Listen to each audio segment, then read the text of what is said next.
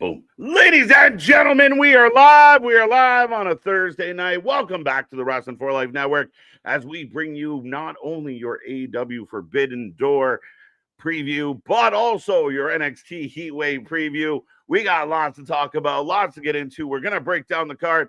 I see that chat blowing up. Get in there. Let us know what you're thinking. Are you excited for the weekend? We will be here live all day Sunday in a marathon stream. So make sure you join us. Lots and lots to break down. So strap in, strap on, grab your snacks, grab your feel good, and let's go.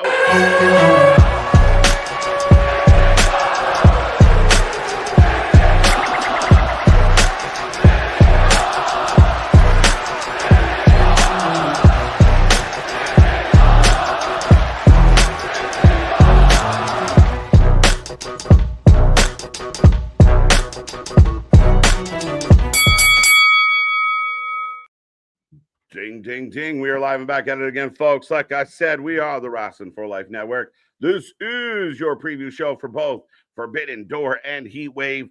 Busy weekend ahead. The counter programming is live and well. And before we get into these two shows, we're going to talk a little counter programming.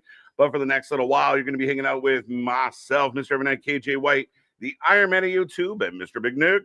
Ladies and gentlemen, boys and girls, children of all ages, the Wrestling for Life Network proudly brings you its YouTube tag stream champions of the world, the Every Night Delight, KJ White. I am Big Nick, and I got to ask you, I got to get this out of the gate. How excited are you for Forbidden Door? Maybe a little bit less after last night. There's some shit that went down that was a little bit confusing. I think I'm like so. I know people are going crazy out there, and there's certain pocket of the fans that think like, this is so stacked, and it's just it feels very thrown together. Seeing Tanahashi last night was a bit of a rough sell. The man didn't like the swoops. You didn't like the swoops, right? And the man barely can make it to the ring. He's waiting for somebody to pick him up and drop him off. But I mean, there is things here that's kind of interesting. The MJF stuff, mixed reviews on that from different people. I know you're talk about that. We got to talk about that, but. I'd say moderately excited. I don't feel like the build to it has been that great. I think the shows coming out of All In have been weak sauce. Last night was the best of the group, and I took some heat for actually thinking it was all right. I think this is the least excited I've been for an AEW pay-per-view this year. Okay. I think All In for sure clears this. I still, on one hand, I almost know AEW, they normally will still manage to outkick their coverage on a pay-per-view, but this feels very not Forbidden Door to me. We have, I think, 6 people who don't actively work for AEW on the card, and 4 of those people are taken up in 2 matches.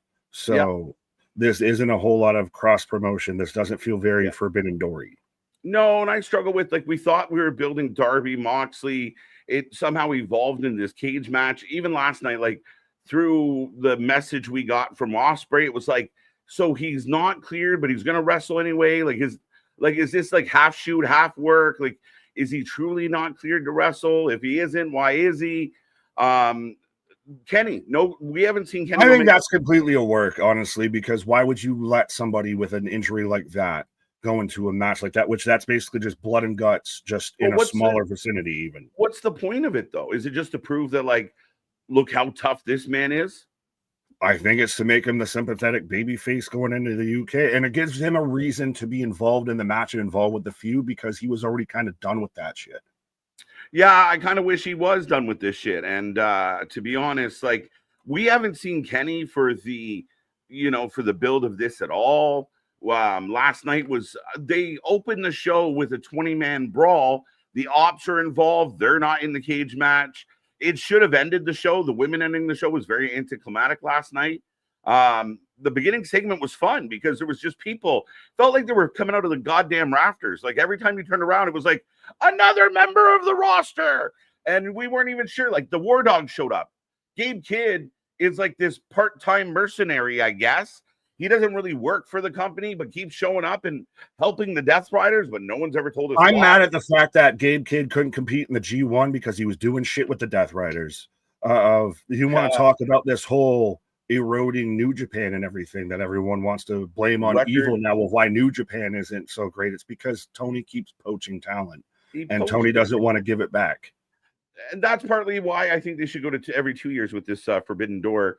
But real quick, folks, welcome. We see the chat filling up. We will say hello to the people. Get your 2 cents in. What do you think about things? Now, I didn't get a chance to bounce this off you yet, but speaking of pay-per-views, September 20th, All Out, Toronto, big show for AEW, and it will now be met with competition in the form of WrestlePalooza. Is that the most Def Rebel of Def Rebel-y kind of pay-per-view names, if you've ever heard one? I know it's an ECW tribute. You can have me with that. You can miss me with that. You can have that. That ain't even what I'm mad at. Right. I don't even fully care so much about the goddamn counter programming and everything. They're going to fucking do it. And I'm surprised that they're doing the soft launch. I figured they would do some sort of a soft launch with the ESPN thing, just to kind of make sure shit works right. Especially, I think it's interesting they're doing it this close to when they drop the app and everything.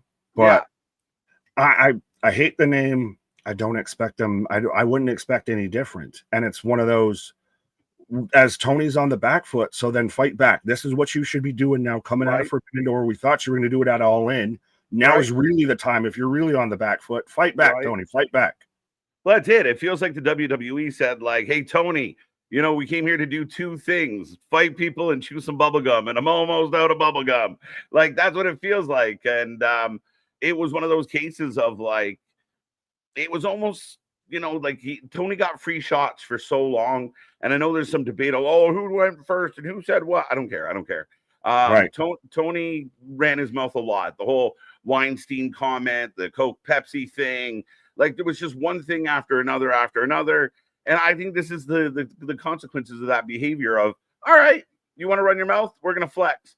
And that's what they're doing. Now, for us, it's great. Now, I see other people melting down of like, what do I do? Do I go to one and when I watch the other, what do I do? I think it's great. We're going to watch 2 shows in one night. We're going to be here live as we always are. And we're not even going to complain about it. We're going to have a good time. Oh, yeah. Well, you got one show out there in Toronto and everything. So you got home field advantage on one of them. And I actually had this exact conversation earlier with Spaz today, to where I do still want, like, AEW still needs to constantly stay a thing. This is kind of Big Brother dunking on Little Brother. Yes. And I'm kind of getting sick of seeing Big Brother dunk on Little Brother. I want Little Brother to get a growth spurt or something here. Dude, fight back. You know, throw an elbow, go for a, Dikembe Mutombo block. No, not in my house. Right. That type of shit. I want to see it be, because if Tony falls, I don't think that there's anyone else that's going to be anywhere close to that could ever really fight back. And I don't think Tony's going to fall. I mean, it's going to take a lot of effort to really have him tap out. But at the end of the day, especially when he thinks everything's so good. But the counter programming, September 20th, it should be interesting. John Cena set to go have a match. A lot of people assuming Brock Lesnar. Brock's apparently booked for a couple SmackDowns leading in. So love it or hate it. And I said this last night. My advice to the AEW fans, start no-selling this shit. Because, WrestlePalooza was trending worldwide yesterday. And a bulk of that trend was people complaining. No-sell it. Start no-selling the WWE. You really hate them? Stop watching them. Stop tweeting out all their clips. Like, they don't care. All they put when we get those graphics on Raw or SmackDown of 4 million, they don't say 3.75 happy fans and 1 point whatever. They literally just say this. They don't ask you how pretty. They ask you how many, and that's exactly what this is. So I suggest to the AEW faithful, if you really hate WWE, start no-selling their shit. Stop watching every minute. Stop tweeting about it. But you won't, because it's the engagement farming. Very true. Very true. Well, the fan base of AEW, I think, is its biggest thing that really respectfully holds it back one way or another. Right. But that is actually a perfect idea of, well, then just act like it isn't affecting you. Well, granted, they did avoid of John Cena. He will have his retirement match will be on Saturday Night's Main Event on December 13th. They officially announced that, instead of, they were wondering if they were going to do that against World's End. Yeah, a lot of people talked about that. Now, there is rumor out there that there still may be a end of year NXT thing or something slipped in there. So it'll be so funny to see how this goes.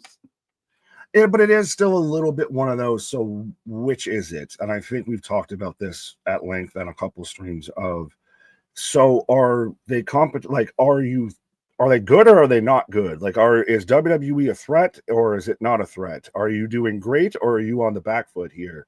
Like, what is going on with this? Is it, the bullies beat me up, or they're the big evil corporation that we're trying to take down? Which is it? It depends on who you ask, right? Ultimately, I think there's this real interesting dynamic of, and you see it. Like I point it out all the time. I actually, I think we've been fighting back against those just like nonsensical blanket statements, those kind of just easy to pick stereo. Oh, this is what it always does. Or I like calling that shit out now, and I don't think we have much patience for it anymore.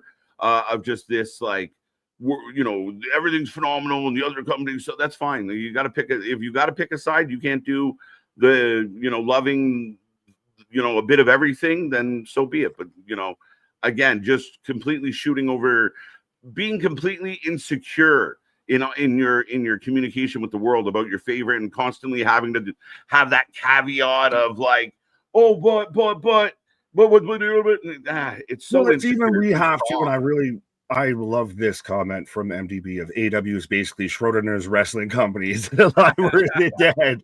But it is like, I even hate on the channel, and I think thankfully we've built the community that understands it, and we have to say it more for anyone that's new here. Of if we're critiquing AEW, we're not hating AEW. Like, it seems like there's that constant battle that if you say anything, it's like a Scientology almost kind of aspect of like, if you say anything bad about AEW, even if you're a rumored Chris Jericho who might be having interest or might have no interest with WWE, that instantly that fan base will turn on you just because our Lord and Meltzer said that you might be leaving us, you might be leaving the congregation.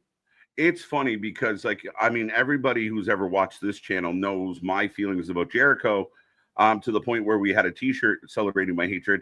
And I think it's hilarious because I got a lot of people would battle me all the time online. You know what you're talking about? Jericho's a genius. You just don't get it. Blah, blah, blah.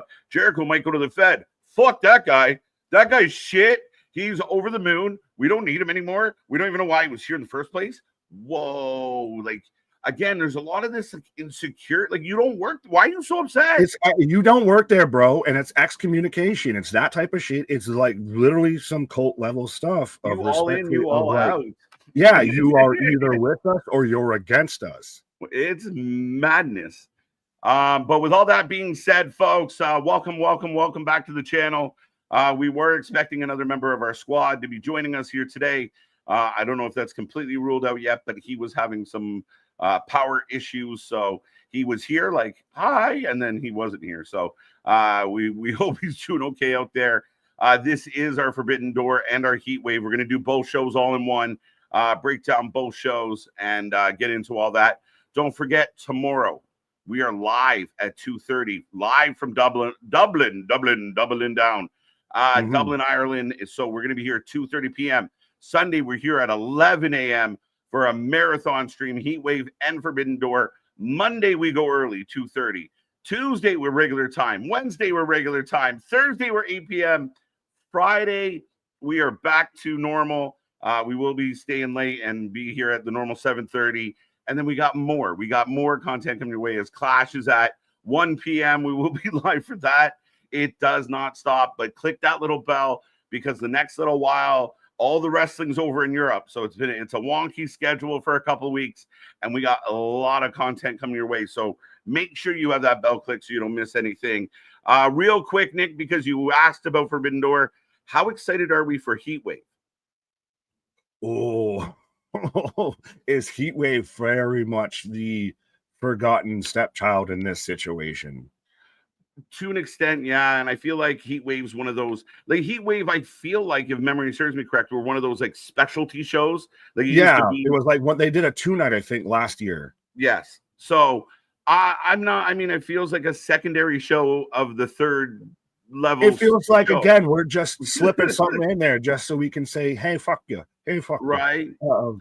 Because, I mean, we'll get into the whole Heatwave card there's some stuff there, but there's some stuff that's like, that's an NXT episode. What are you trying to do here? Yeah, it'll be very interesting. Again, a long day of wrestling. I think there's 6 matches announced for Heatwave. I think 9 is the count. Last check at Forbidden Door.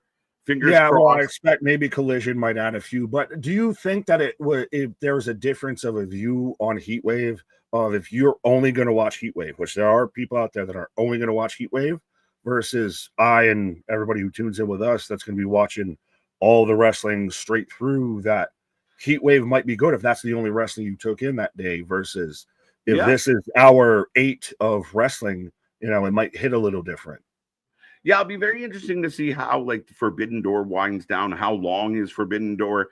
How strong is Forbidden Door? Like, are we wrestled out by the time we get to Heatwave, or is there a good momentum going in? Will Tony Khan leave the door open? Because I'll be honest, and we'll talk about this as we get through it. And I know you touched on like, yeah, we're kind of excited. Forbidden Door can be a really, really rough watch this weekend. Like, it has the potential to put us to bed. It also has the potential to, have us kind of talking about it for a while.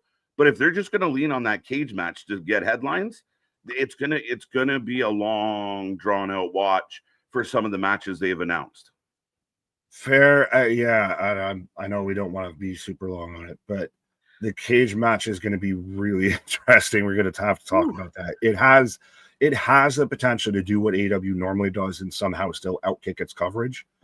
But I really worry of this. We thought they were going to come back on the good foot after All In. They came in on the bad foot, and so now we're kind of walking around with 2 left feet.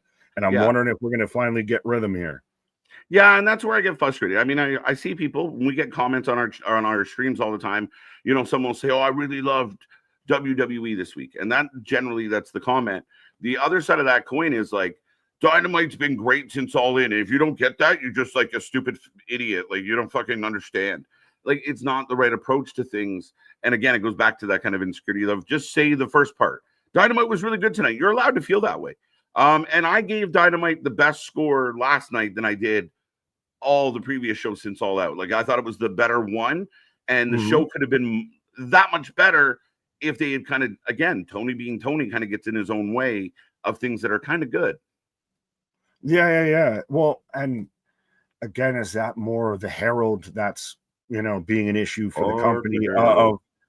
Right. But it's the fan base that is turning people away versus the actual product. By the time you get to the product, you've already swarmed through a sea of fans that make you either, hate the fucking company or hate Twitter.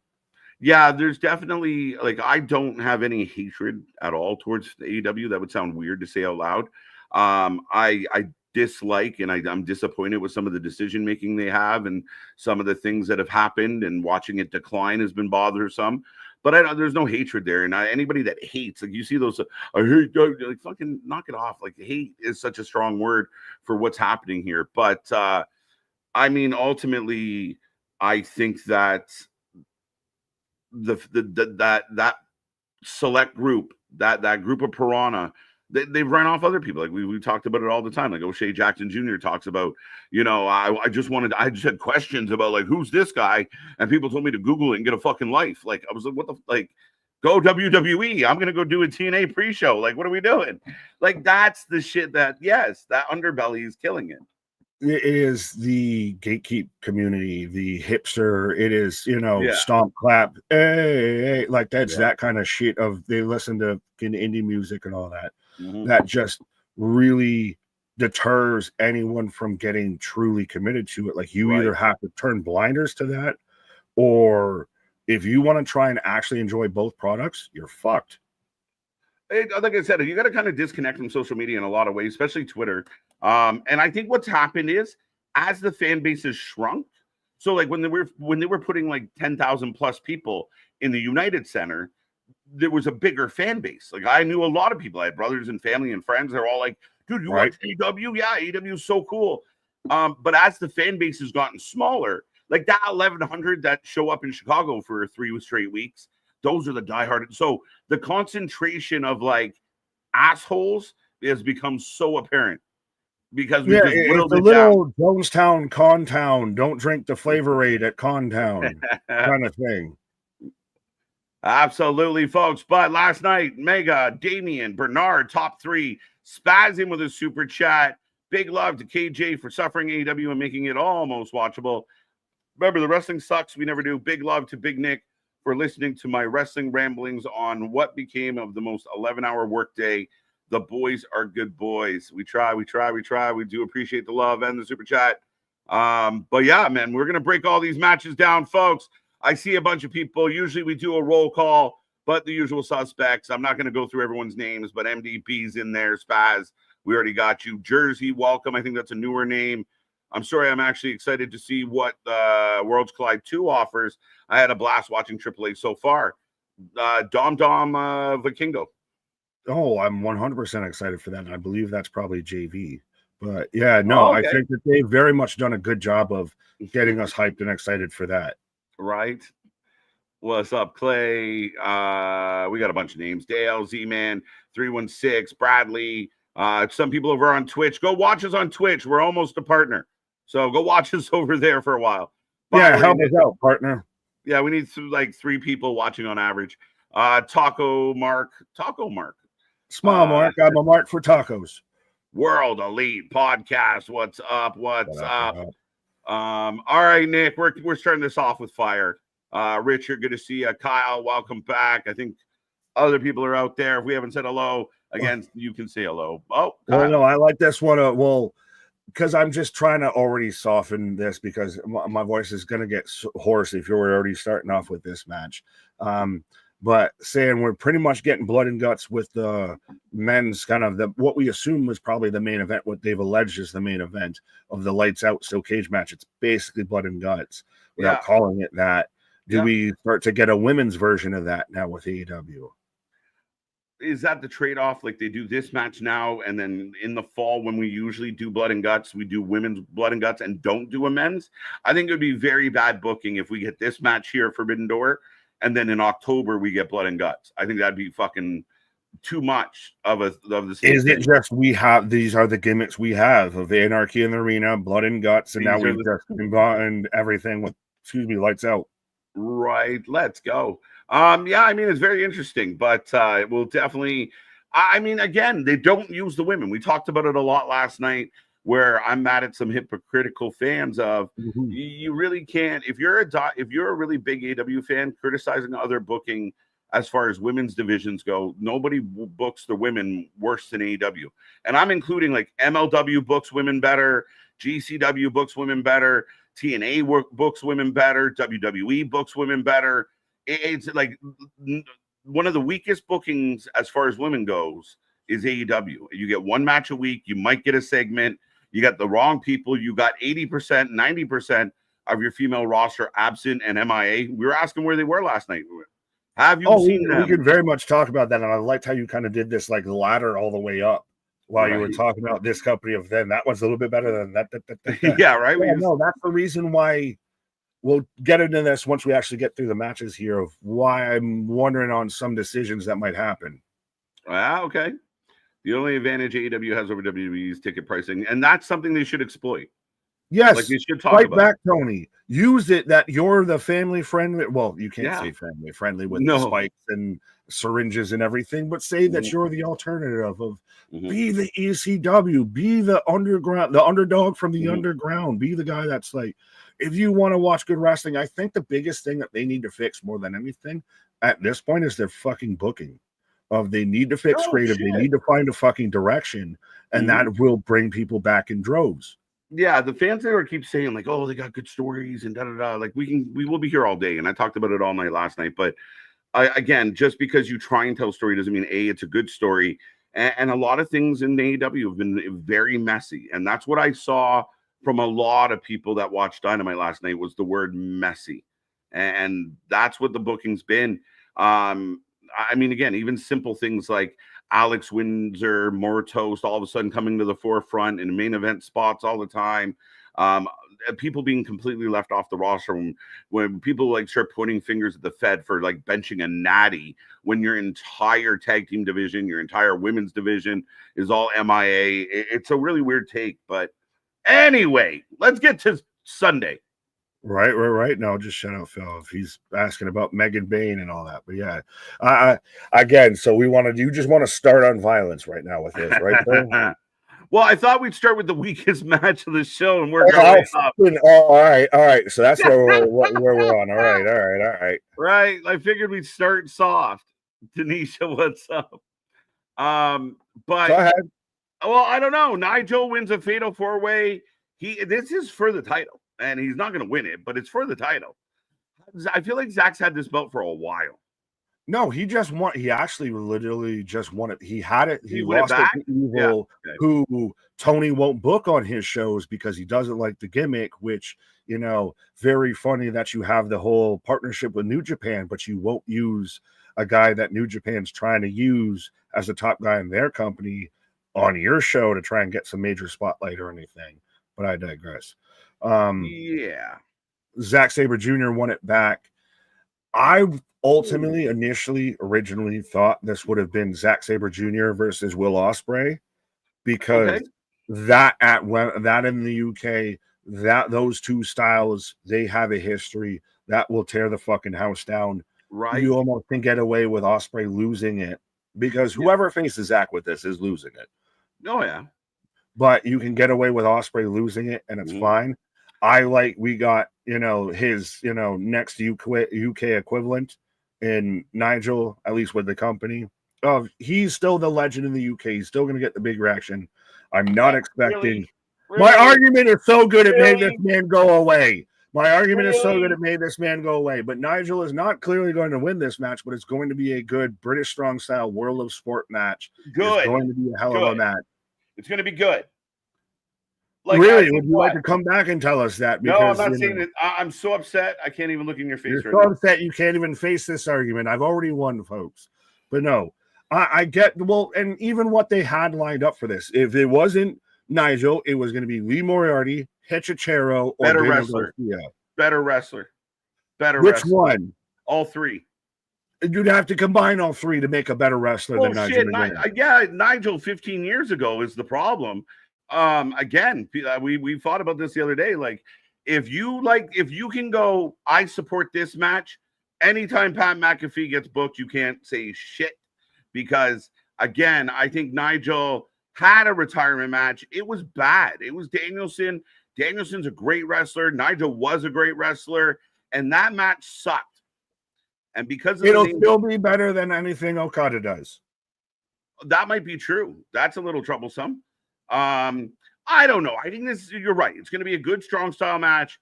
They'll be back and forth. It will be technical. And I think I might nap during it.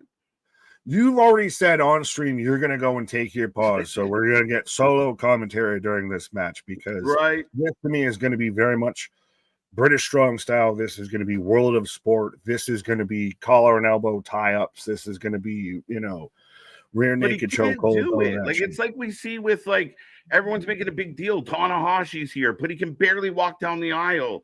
We're talking about.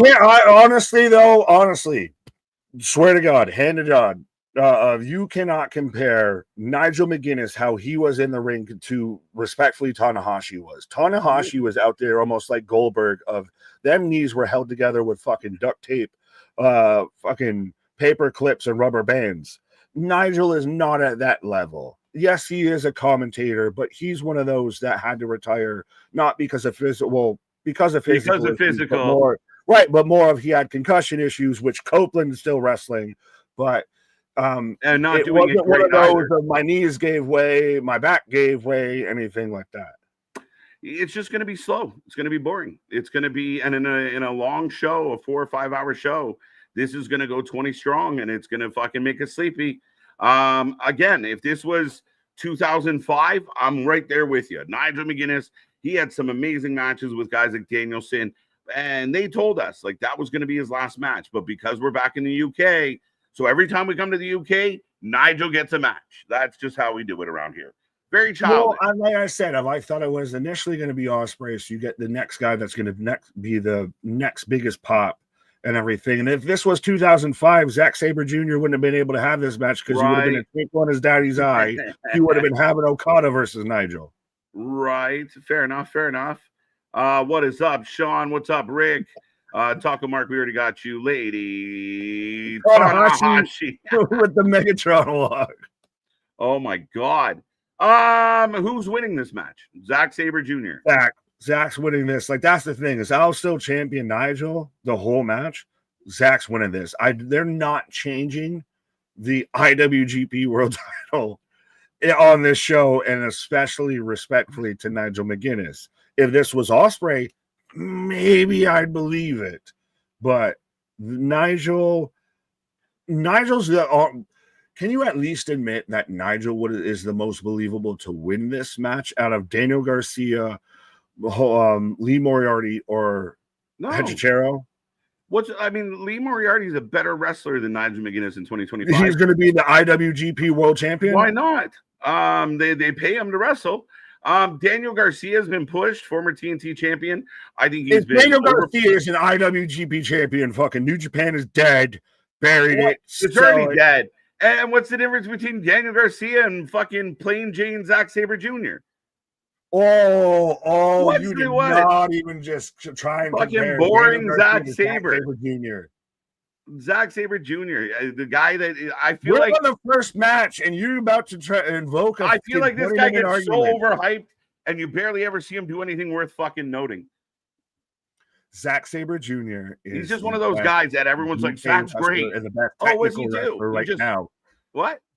Zack Sabre Jr. is the best technical wrestler doing it right now. He is. I don't know about that. Come on now. Name somebody then. Go ahead. I just want a list. Yeah, I don't know about that, but Daniel I can't name somebody off the top. Daniel Garcia. You're lying. Why the fuck you lying?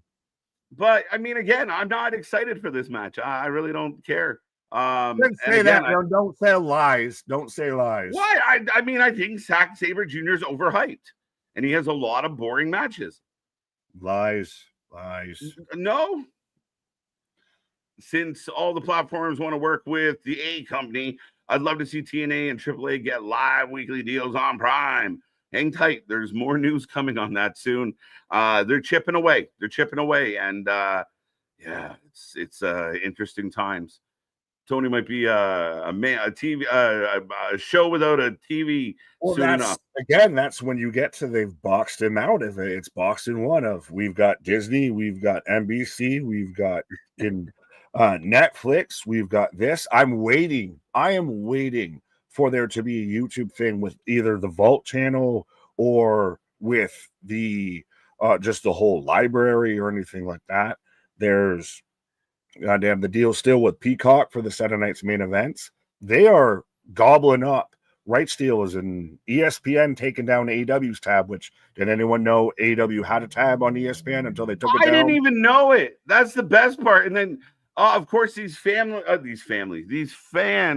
instantly jump on this like petty WW. Do you guys not have any idea how the world works in certain ways? Like, for example, if you opened a restaurant and the building that you were opening your restaurant in also was housing like advertising for another restaurant down the road, you'd ask that building to stop advertising the restaurant down the road.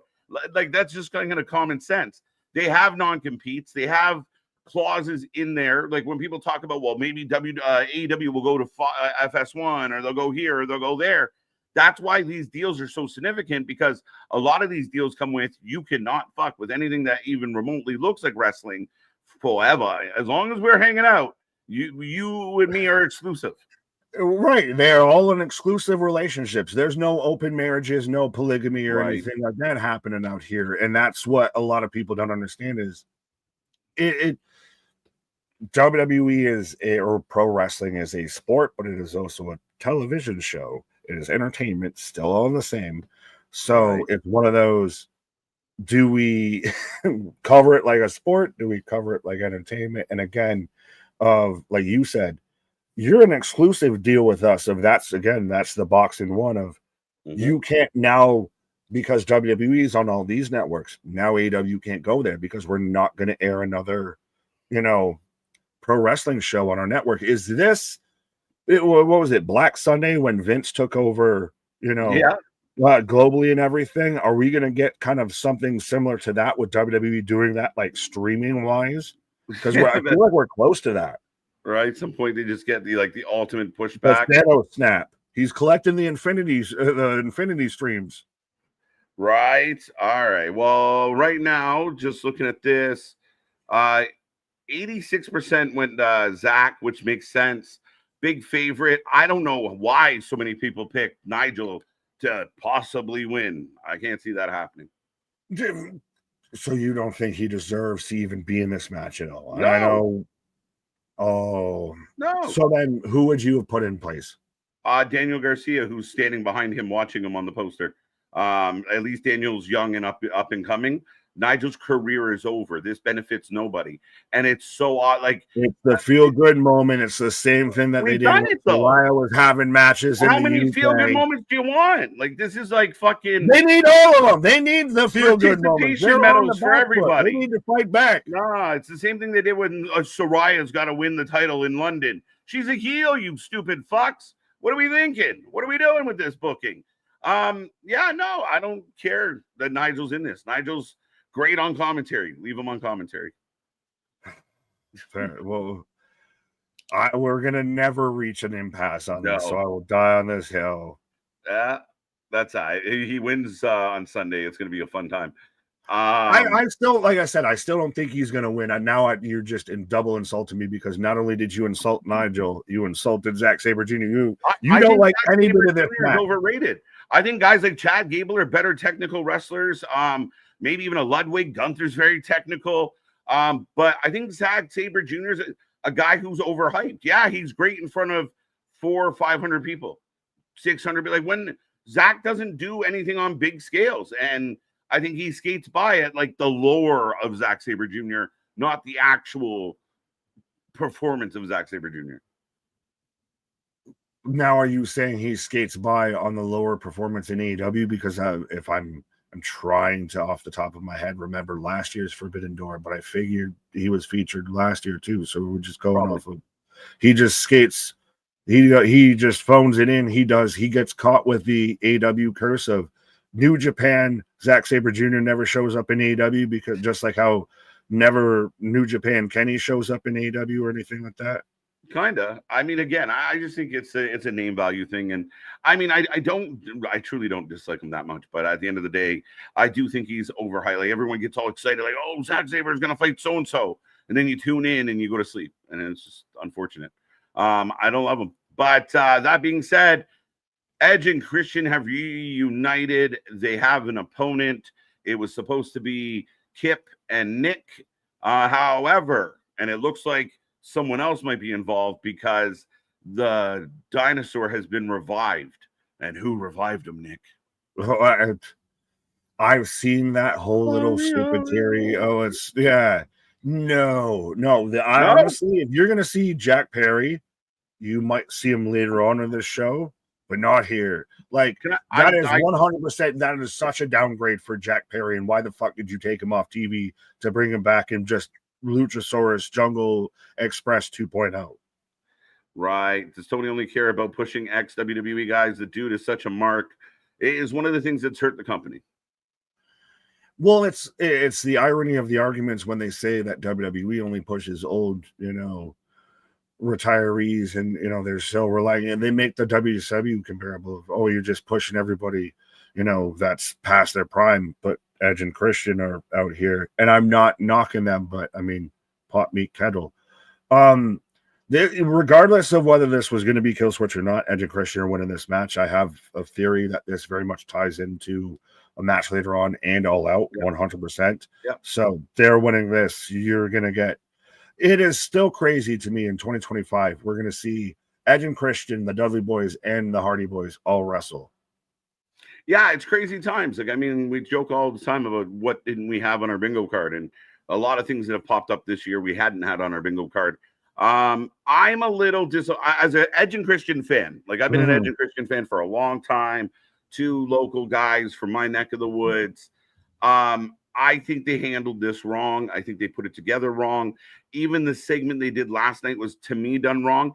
Instead of this very joyous reunion of one of the best tag teams in the history of tag teams, it was still this very reluctance of, I'm only going to work with you Like, you help me get rid of these guys, and then I'll help you get rid of those guys. It wasn't like the bonding of lifelong friends. It was because like, you're going to build to that. You're going to have that moment. no. You might have that moment in this match. If not, you're going to have it in this match. You're No, going to have it in that the ship after sailed, effect. bro. That ship sailed. That's done. Like, No. Because Yeah, I no, think you can't run 100%. that back now. When we get to, when No. we talk about another match, They're already working together. And again, if you're going to have Edge and Christian back together for the first time in a decade plus, and it's such a grand deal, you save it for All Out in Toronto against FTR. The biggest pop, the biggest reaction. This is a wasted of a reuniting. Do you not build to that moment? And I guess we're putting cart before you build a story. Here. Yeah, this is a waste of the reunion match. The reunion match should be a top tier, holy fuck kind of match. Throwing them this, and Luchasaurus comes back after a year off. The man, ended up in the hospital, damn near on his deathbed. Glad to see Lucha back, though. Glad to see Lucha back. Super happy. I'm just bummed out he's going to take it out. Yeah, but he looked strong. Well, he also looked, the shoulder thing's got to go. Even breaks that can't pull it off. But yeah, I see and hear what you're saying. I think just the end result's going to be that much better and that much cooler that we can get away with this, and that it will. How will we the can end get result the pass be cooler? What's that? What makes the end result cooler? When they win the belts. The cool moment, though, was them coming back. Like, do you get that big moment where the whole crowd goes wild because they hug and they embrace, but now they've agreed to work together. We didn't even get that at all in. So you're already just you've hated this. It's completely missed. Like that, they completely have botched this whole reuniting. What should have happened is Christian had to fight Nick Wayne because the Patriarch turned on them, and then even if you brought Luchasaurus back at that point, Edge comes out to save his old friend. They bond. They're reunited. They put the matriarchy or the patriarchy, whatever the fuck we want to call it. Mm-hmm. You put that to bed, and then finally Edge and Christian reunite for the first time in X many years at All Out in Toronto. It's gonna be huge. Instead, you're gonna fucking lead in with this Hansel and Gretel bullshit, and we're breadcrumbing it all the way to fucking All Out. Do you need, though, with the tension and the go fuck yourself and all of that you need to kind of explain how we get back to them just being cool versus that just, hey, bro, shake hands and we're good. You got to build it. Right, but I think that's what this kind of is. This is after we had yourself, we had Spike in the Huevos and all of that. Yeah, we had concertos. We've jumped to the end. We've jumped to they're already now working together. So it doesn't matter. Like, but they're working together. We're going to work together, and then like halfway through the match, stop and go like, "Oh my God, we really love each other." No, that's gone now. So you're going to hate when they do the moment in Toronto for those in the attendance with flash photography. I think they'll get a pop, but I think they flubbed this completely. I really think that you needed to build towards the bigger match. I can see fully with what you're saying. I won't lie with that. I can fully see what you're saying. Like, I guess if I'm going to make chicken salad out of the chicken shit that you're saying they serve me, I'm still holding out that at least the end result, and we'll get to that match later. Yeah, is going to lead to something really cool in Toronto. Yeah, we'll see. But again, that's a little. There's so many issues with that situation unto itself. But so we're both going Edge and Christian. 86% of the chat is going Edge and Christian. Who takes the pin in this match? Kip Sabian. Fair, yeah. 150, unless it's Nick Wayne's mom. I don't know what to tell you. There might be some other people out there that are trying to do the stupid sexy Rhea pin with her. Yeah. Again, I think this is a TV match, not a pay-per-view match. So, yay. If Nick Wayne was here, would it have changed it? No, Nick Wayne's garbage. He's Mick Lovin. Like, again, people are all getting jazzed up. Jack Perry. I saw a moron who I've had nothing but issues with. Oh, man, we need Jack Perry back so bad. That 120-pound fucking Q-tip looking motherfucker that looks like someone took Sideshow Bob and shrunk him in the dryer is going to save AEW. That's why AEW can't get anywhere. You guys are champion guys like fucking Jack Perry, who moves no needles. You barely lift a fucking needle. And people are like, we need Nick Wayne and Jack Perry and Darby Allin. What is this? If Jack Perry came back and was done right, and especially even when he came back initially as the scapegoat thing and then they fucked it up, I think we would be in a much different conversation with him. I understand he is all of 5'0", 180 pounds soaking wet, but he can still work in that system. Put him back in a tag team with a loincloth. That was his best work. Like, that's it.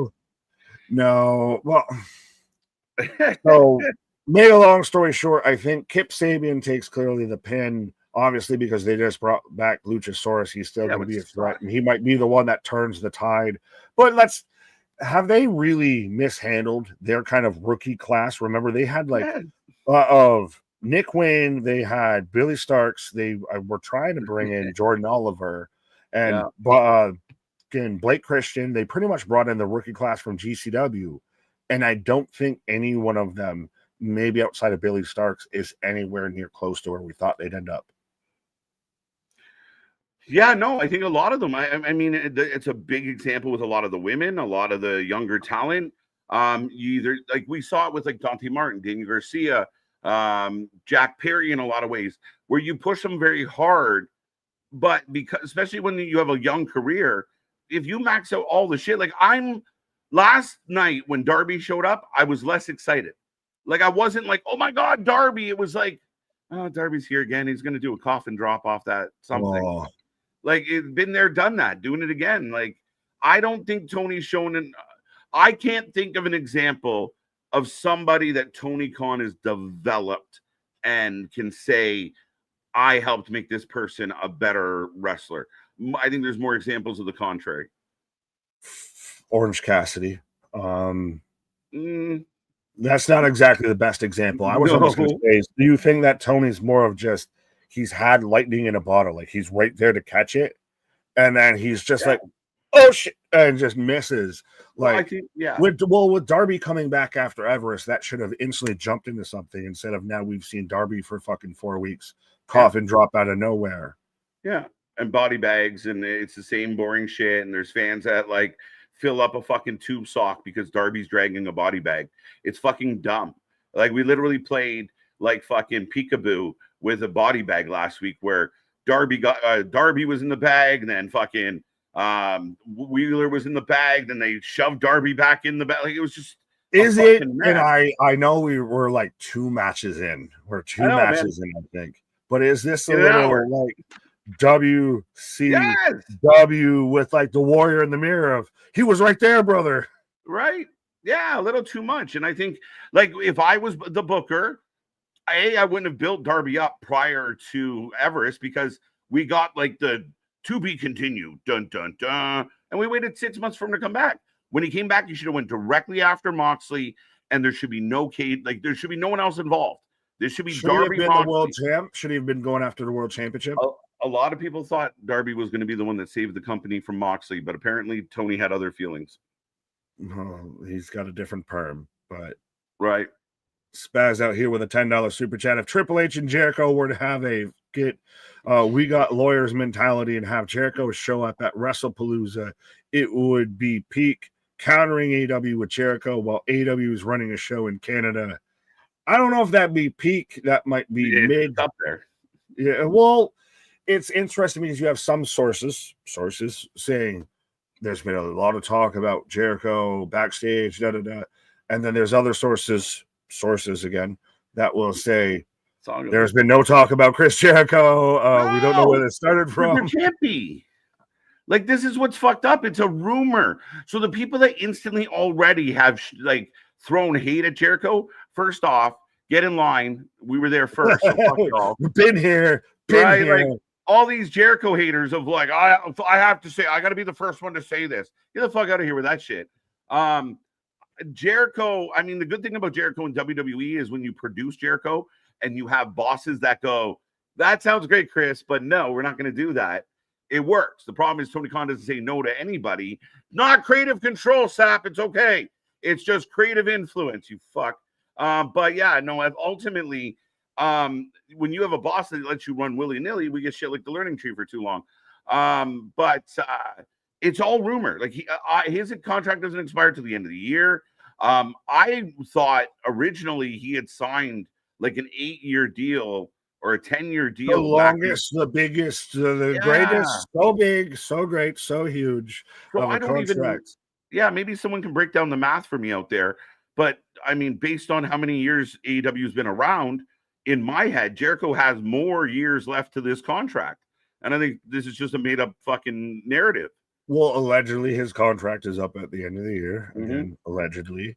And yeah, it is so interesting of just you might be out. Imagine if you showed up to work and Susan down in accounting there says, well, KJ uses fucking just for men in his beard there and everything.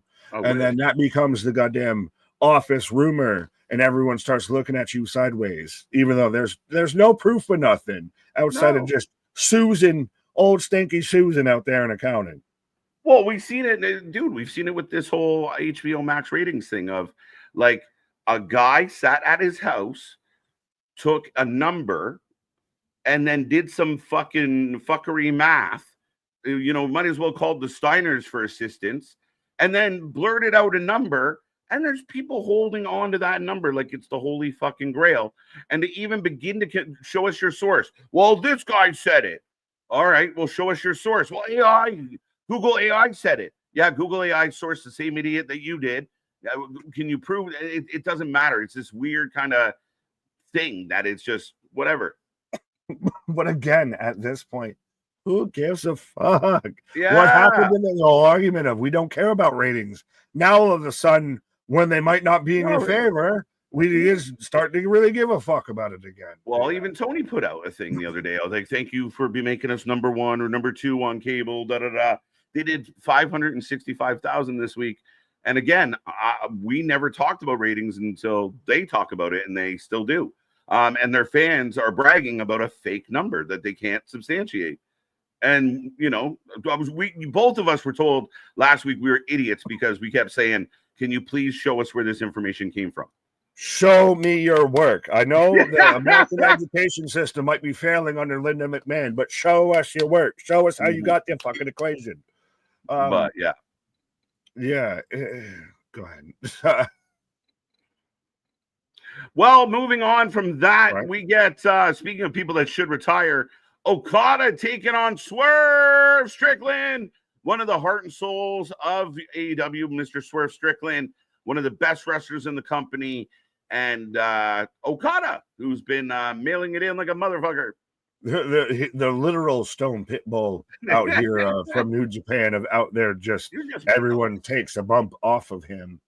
But yeah, and I guess Swerve, this is coming from Fightful, Spiteful, and everything, to where Swerve's been dealing with pretty much a knee injury all the way back since 2019.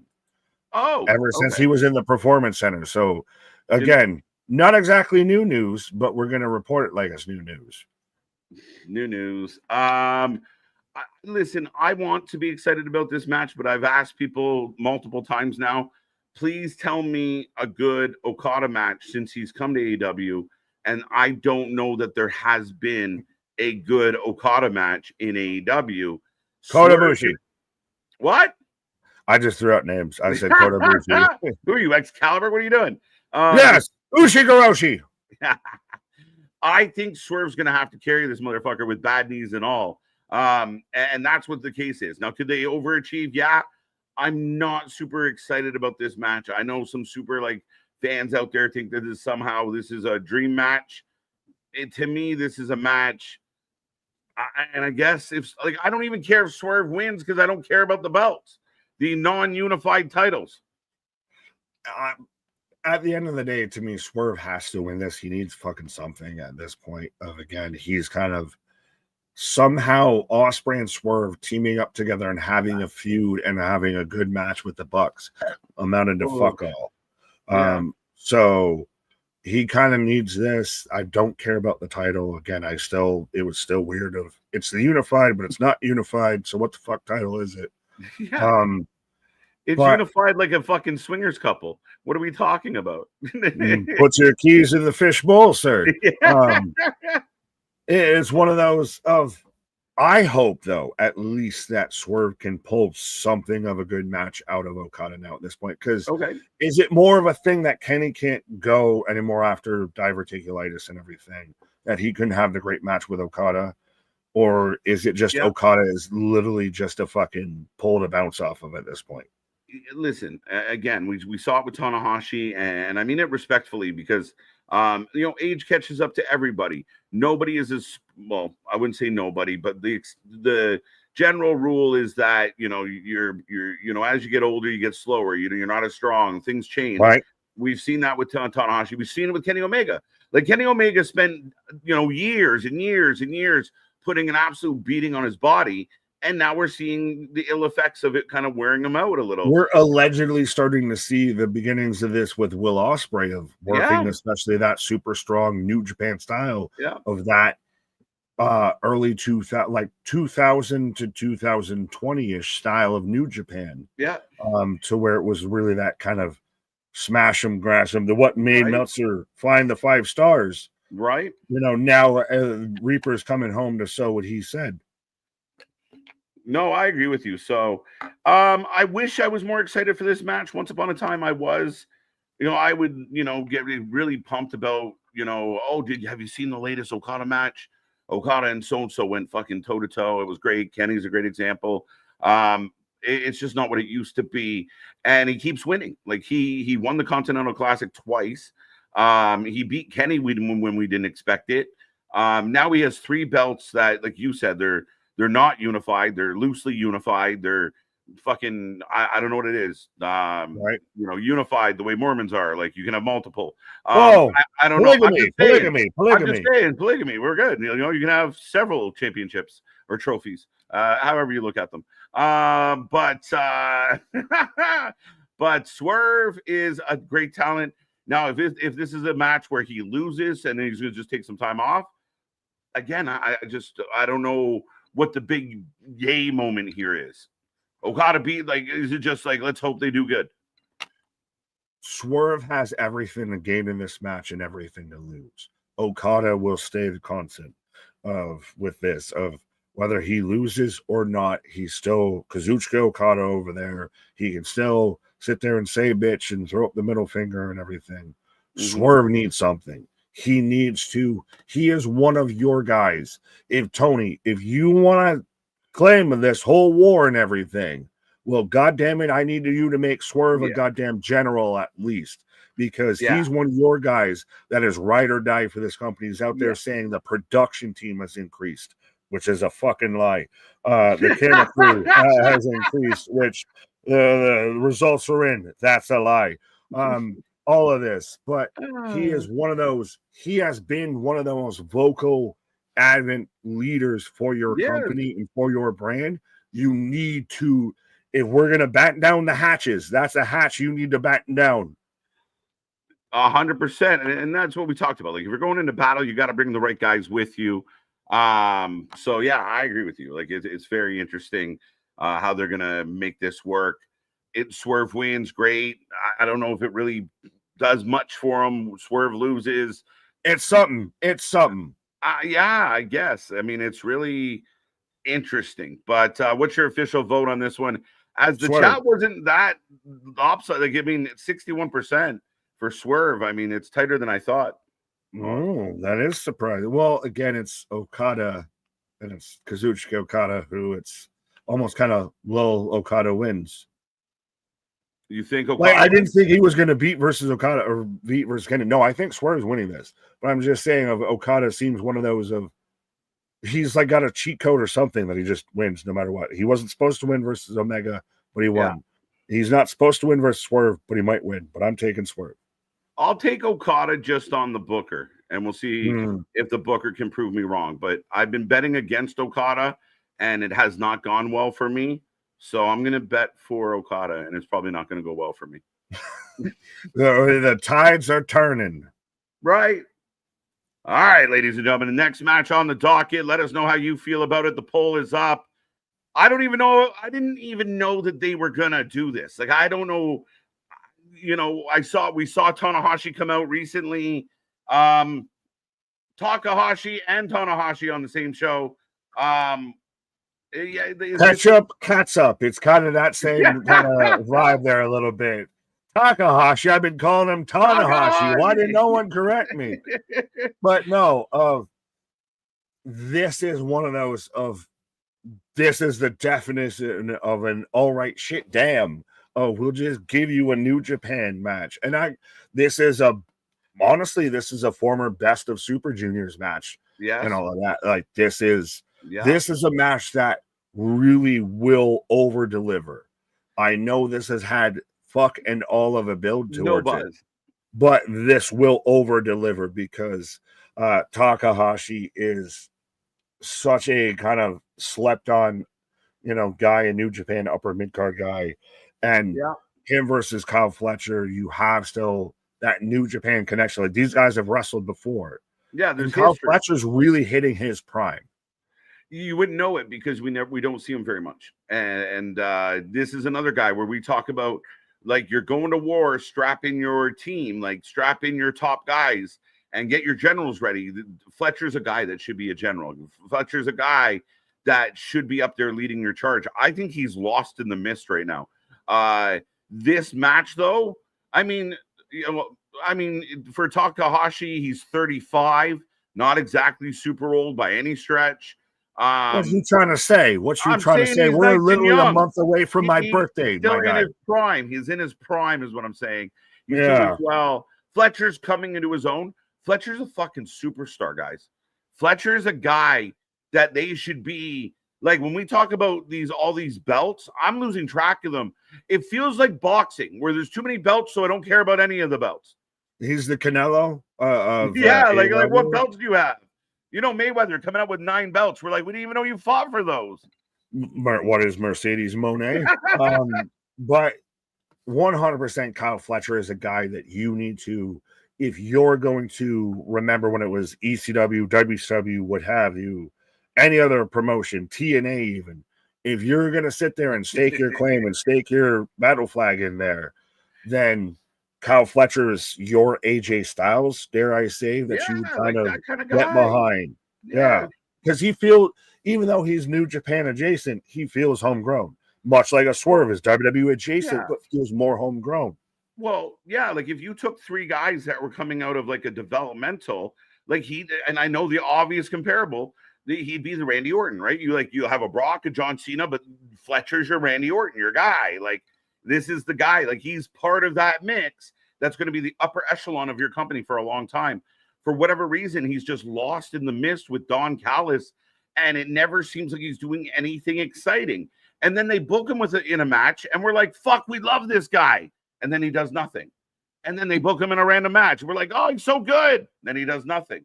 It's like, fuck, give me more. Give me more. Give me more. Give me more. Does he look like but yeah, does he Spanish? I don't know if I fully agree that like they don't give him anything of like he still is out there. He's got the title. Is it more of just the anchor of the Don Callis family? It's kind of like what happened with Takeshita. Of Takeshita, and especially now after winning the G1, should be literally, if he's not already going to be the ace of New Japan, he should be the ace of AEW. He's your guy to fucking put the bell around. But he feels weighed down and anchored down by being in the Don Callis family because he feels like one of like 17. Mm-hmm.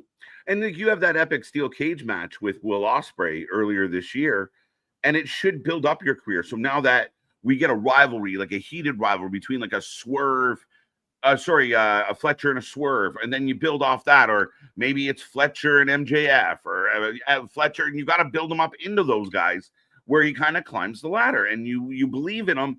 By the time now, he's going to challenge Adam Hangman Page for the title. You're like, fuck, we watched this guy over the last year really come into his own. This is a great matchup. Great. That's how you build a star. But it's like I said before, we've watched it with Wardlow, Hobbs, You know, a lot of other people that just MJF's a good example of. They've gotten themselves over, and the Booker's doing everything to throw them in the water with cement shoes, and I don't get why. Is it one of those of like, you're really great at playing wide receiver, so we're gonna try you at tight end? Like, what the fuck? You're really great at center, so we'll try you at goalie. Like, what the fuck? Like, yeah, a you little have bit. so much stuff that literally, if you just put them in the right spots, you have the all-star roster that you have. You have the up-and-coming new edge of pro wrestling of Kyle Fletcher, Konosuke Takeshita, Swerve Strickland, Will Ospreay. You have the counters now to a Roman Reigns, a Seth Rollins, a CM Punk. Yeah. But you need to just line the fucking stars right enough. And instead, you're out there playing, I don't know, Etch-a-Sketch or fucking Pictionary or something. Right. It just doesn't quite hit. 88% of the chat is going for Fletcher. I'm also going Fletcher. I'm assuming Fletcher. Right. He's not dropping this one. Right. But we've already met, I think, 2 of our New Japan quota far? So far. Well, we kind of there's the other. We're upped it from 2 to 4 in one match. We have a fatal 4-way, a bunch of qualifying matches in various companies to take on Mercedes Moné. Again, I'm not. I wish I was like, oh boy, but I'm really not. Oh, you're not down with Persephone? Who's not down with Persephone? But yeah, you know me. But Alex Windsor's winning this match. Alex Windsor's winning this match. There's no way, bro. There's no fucking way. No, there is the way. And I will explain the way. Alex Windsor wins this match because Will Ospreay, and because we've heard the talk, we've heard the rumors, we've heard the conversations and everything. We chill that heat off a little bit. She can go from, miss 8, 9, 10, 11 titles down to 10, 9, 8. And everything, so she can drop one, and then there's nothing saying she doesn't have a match again. Or who's to say she doesn't have a match? Now she has to get the world's title because she dropped the mid title. Well, is that what they say? Well, not only did she lose at All In, she also lost at Forbidden Door, guys. She's clearly not Mercedes Hogan. PR images is a fucking amazing. Is that what it is, though? Listen, Alex Windsor shouldn't be in this match. Alex Windsor shouldn't be in the position she's in. Really? Not at all. Why would you even think she came out of left field? She pole vaulted over right on fucking Little Willie, pole vaulted over everybody. And she went from being a nobody. Fuck Deonna Purrazzo, Taya Valkyrie. Forget about Statlander. What? Statlander, Hayter. You go through the names, and listen, I don't want to discredit the woman, and respectfully, she seems like a very nice lady, but the only reason she is where she is because of who she's with, period. There's so many talented women that just got bypassed. It's like when you work at a job and you bust your ass, and then the owner's kid gets promoted to manager over you. That's what this feels like. What is Mercedes Moné, or actually should I say Beast Mortos? Yeah. So right? Are you really surprised by All Friends Wrestling? Yeah, and again, it's not because she's a female that she, Where's Megan Bain? Where is Megan Bain? Megan Bain, Camille, Thekla. Wasn't Thekla a big deal? Oh, fuck. She's Julia. Out there in the trios titles, so we've already got women's trios developed and women's tag teams developed. We don't have belts for them yet. They did a backstage vignette, and they haven't done shit since. Right? We saw fucking Sky Blue this week, and no signs of her friends. A couple of them got in scraps on the outside. But yeah, Megan Bain and Penelope Ford were doing good things. Gone. What about an Isla? Why not an Isla? Isla Dawn.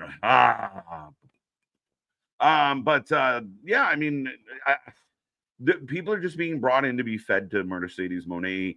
The TBS title doesn't feel exciting. It doesn't feel fun.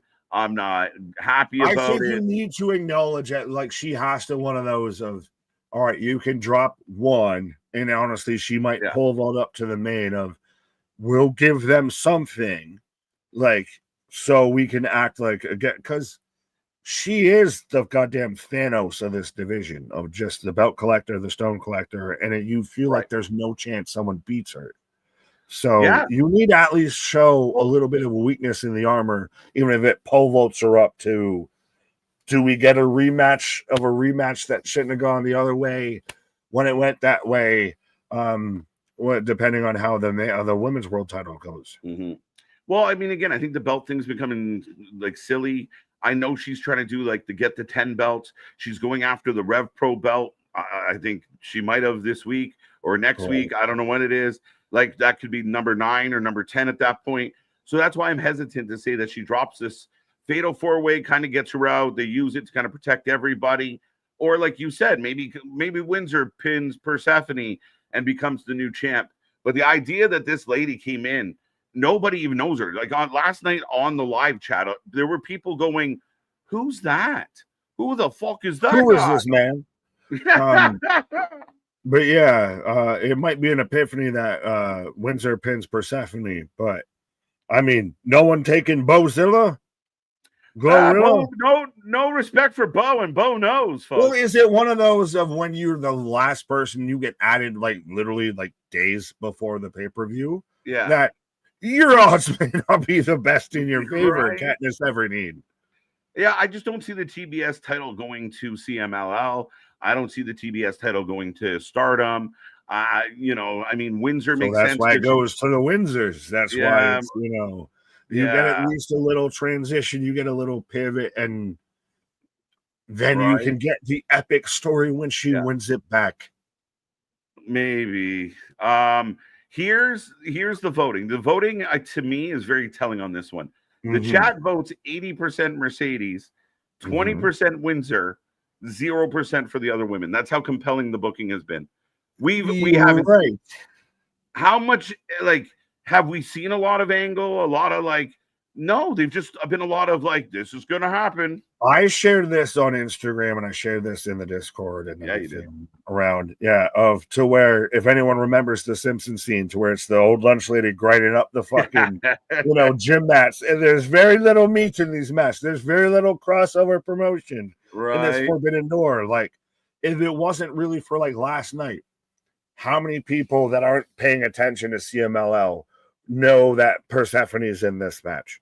Especially with Mozilla. She was literally added almost, I think, today into this match, and this pay-per-view was on Sunday. So this feels there is a total of 6 people that don't work for AEW. We've already made it through 4 of them, and we're on match number 3 or 4 out of 9. Out of 9. Niner. Is there a niner in there? You call it from a walkie-talkie? Yeah, I mean, very interesting. Again, I wish I was more excited for this match, and this is where I'm a little nervous about Forbidden Door. Again, folks, I know we're being maybe a little critical, but we're being honest as far as our opinions as fans go. It's matches like this that I'm like, I don't care. And other people might, you haven't made me care. I don't. You haven't made me care. Who? No, not you. The show, the company, AEW has not made me care about this match. Don't take it as a personal attack. Yeah, no. Right. Well, yeah. I mean, it's their job to make us give a shit, and I don't know if they've done that. No, it's felt like the Mercedes Moné, hype train, and Windsor's the next closest, at the station. Persephone and Mozilla are there to say that you have someone that doesn't work for AEW there. Yeah, so it justifies the title of the show. I'm going Mercedes Moné. You're going Alex Windsor. Yes. And nobody's picking anybody else. No one's got an epiphany on Persephone. Right. I just want to keep saying that because of alliteration. Right. But all right, another multi-person match. This one came to be last night. They do a tag team tournament. The final. How did you feel about the tag match, real quick, from last night? I thought the match was good. I think the ending was terrible. I think ending a tournament a finals of a tournament going to a draw is real bullshit. And this is all ego protecting. That's what's happening here. They need a third team because Hurt Syndicate doesn't want to drop to FTR.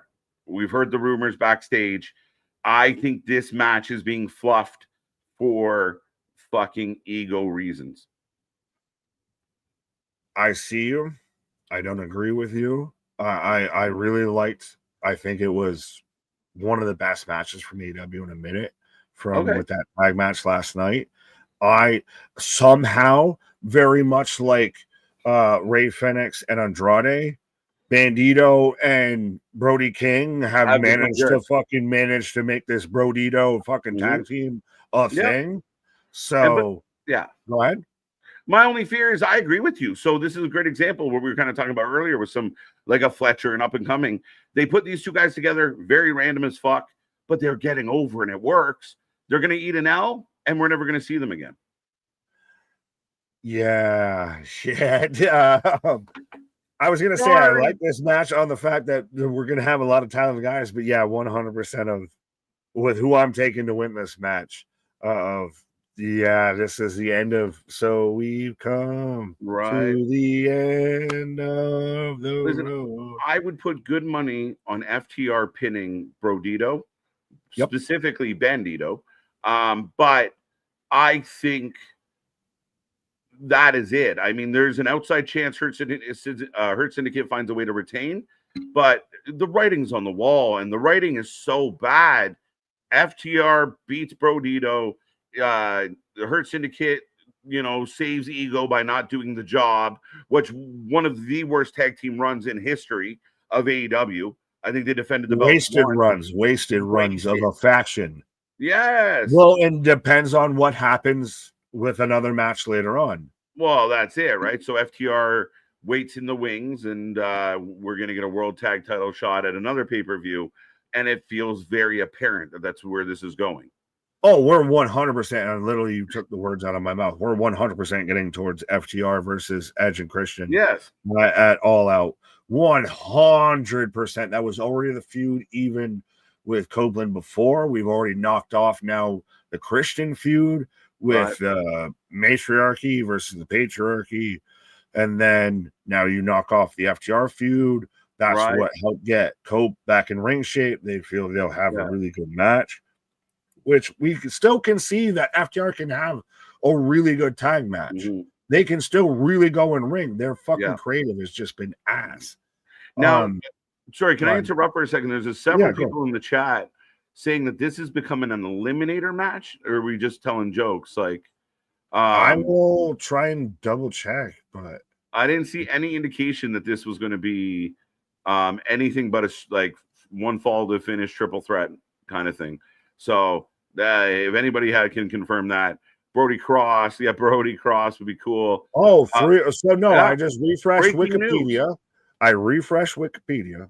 Yeah. 3-way tag team elimination match. So it's going to come down to so either FTR or the Hurt Syndicate is going to have to do the job. That's interesting. Now that's interesting. Well, Shelton, thanks for coming, big guy. Oh, I'm waiting, and I know we still haven't even made it out of we gotta ignore, but I'm waiting for that MJF match because we got shit. Yeah, no shit. 46% of the chat taking Hurt Syndicate, FTR 36, Brodito taking 20%. They have an outside chance. They are the dark horse. I agree with you though. That tag match was a really good tag match.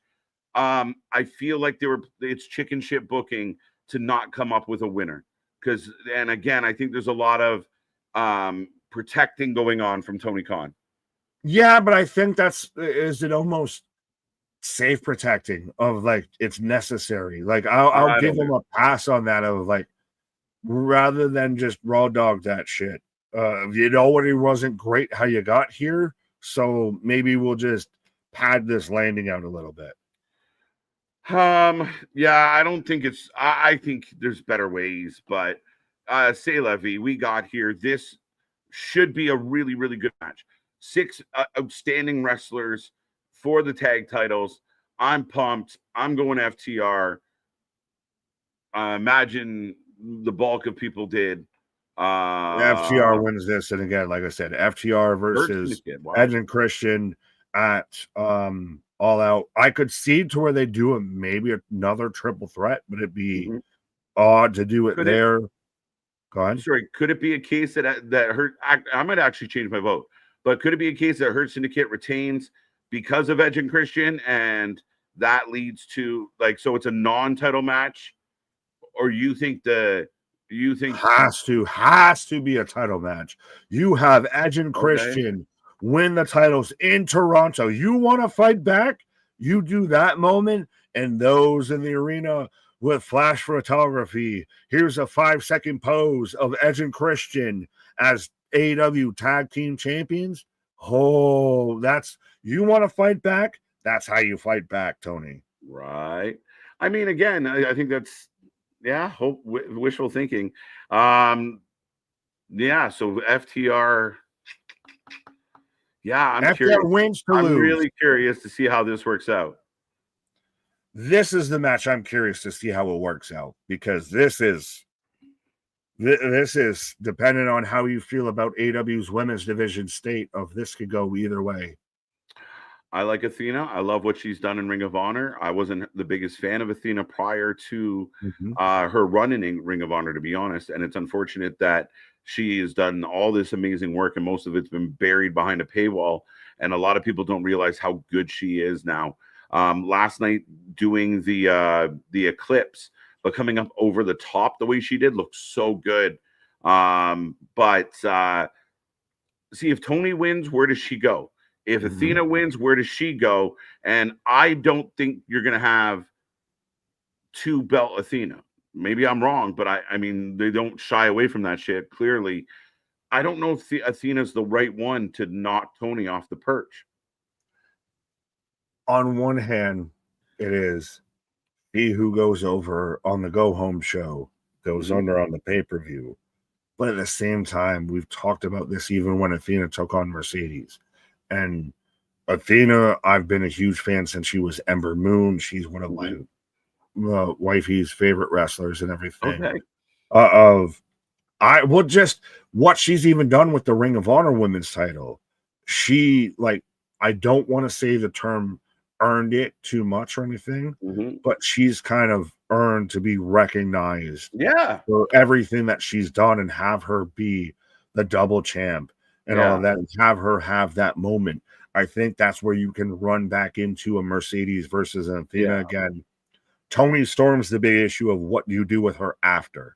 That's the thing, is whoever loses here, what do you do after? If it's Athena, you feed her to Mercedes again, depending on how that goes, or she's still got the match with Mina Shirakawa for their ROH title. So then she loses this, and then probably loses. Could you imagine she beat, and this is where I think they don't pay attention to well enough. Right. She beats Tony Storm for the world title, then fights Mina Shirakawa and drops the Ring of Honor title. That don't make any sense. So Athena's not winning. She's going in to that match as champ. Win or lose, we don't know. But that to me, if she was to beat Tony Storm, she's also beaten Mina. So that's one of those you booked it backwards of you had the Ring of Honor title. So if Mina wins, she not only then would beat the AEW Women's Champion, but also the Ring of Honor Women's Champion. But then if Athena loses this match and then loses the Ring of Honor title, now she's double fucked up after having this huge reign. So you're booking yourself into these corners that you don't need to. Yeah, 100% with that. I mean, that becomes the dilemma of, and that's what I think when you don't book enough of the women, the question becomes, okay, Tony wins, where does she go? Tony loses, where does she go? Athena wins, what happens? So there's a lot of we don't have a clear cut, oh shit, so-and-so's been chomping at the bit for weeks. No, we don't have that. So we'll see. No, there is no pecking order. There is no order at all at this point. Yeah. Absolutely. Now, this match could be match of the night, could be match of the day, could be match of the month, could be one of the matches of the year when it's all said and done. These are two of the best female wrestlers in all of wrestling.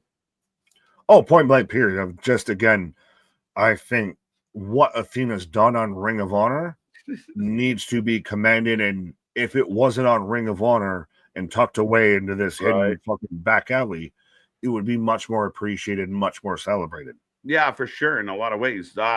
Does Billy Starks give anyone else the heebie-jeebies? I think MDB, it might be because she gives off female Sami Zayn vibes. Oh, I'm just trying to help the man's out. Oh, She kind of gives off like the female Sami Zayn of just like, I just want to be happy. Gives off the vibe of like White Girl Interrupted vibes. Tony loses. What's next for the gimmick? Yeah, that's the tough shout here. They haven't offered themselves any other, like we talk a lot about other bookings where there's a matchup coming, but we also know like the branches of possibilities because the other things that they've been involved in or they have come across in their journey where you're like, okay, so if so-and-so loses here, they're probably going to move on to this person or this person could get involved. Here, I don't know where we're going to go. Yeah, again, we try to be the Doctor Strange, the watcher out there of all the connecting right thing. But for sure. And it almost feels like if Tony, either way, what's next? Mariah's gone. What next do you do? Do you go back to Mercedes? Do you go back I feel like whoever wins or loses this, it's almost like you're just waiting to get trapped up by Mercedes here. I mean, I know Athena's going to take on Mina, which even then that's awkward booking to do it right after a women's title match, but you should have done that in reverse order. Mm-hmm. I'm taking Athena in this match just because I think she needs to get recognized for what she's done for this company. If battle lines are drawn, if we're out there and war is present here, Athena, Christ, actually, I wouldn't even say if Tony or Athena, you could give them the Major General, shit. But right, it's Tony. Okay, I like that. Mina turns. I'm going Tony because I just don't think right now. I just don't think it lines up right now, and maybe I'm wrong, but I'm going Tony. You can be completely right, and I can be completely it's a tough one the other way, and it's either way. It's great. I will give them credit. Like this is one. I think going through the first few matches that you and I went through, we felt pretty confident and very similar in our opinions. This is an actual coin toss. Like, good job, Tony, on at least making this one like there is a possibility. Out of the matches we've talked about, this will be the best match so far. Right. Alex Windsor turns on. So Alex Windsor loses to Mercedes and then shows up for Tony's match because they've been friends, turns on her and challenges Tony for the title. And then Alex Windsor is your world champion. Talk about falling upwards. Son of a bitch. Right. KG Nick, there's any reasoning given reports, etc., as to why MJF was kicked out of the Hurt Syndicate so fast afterwards the build. Again, some people have been left to think, and we threw this out here, and I think we were one of the first to say it. Is there a possibility that the Hurt Syndicate helped MJF and it was all a ruse? Yeah, but I don't think so. I think the stories are real. We'll talk about all of that when we get there. I might need the floor for a minute when we get there. Nuts.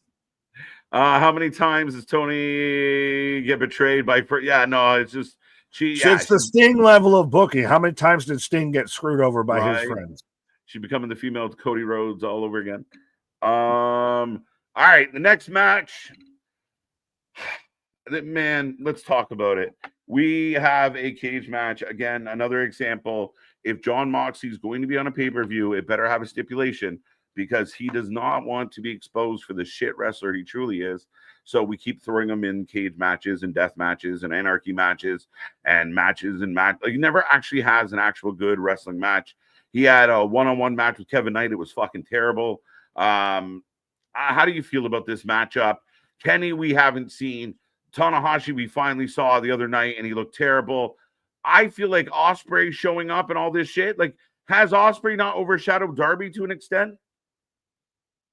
This whole thing just screams John Moxley in a cold, deep sweat.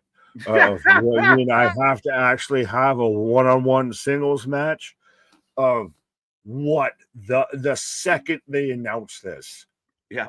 And again, try to like the company and everything, but what the Right. flying fuck is this?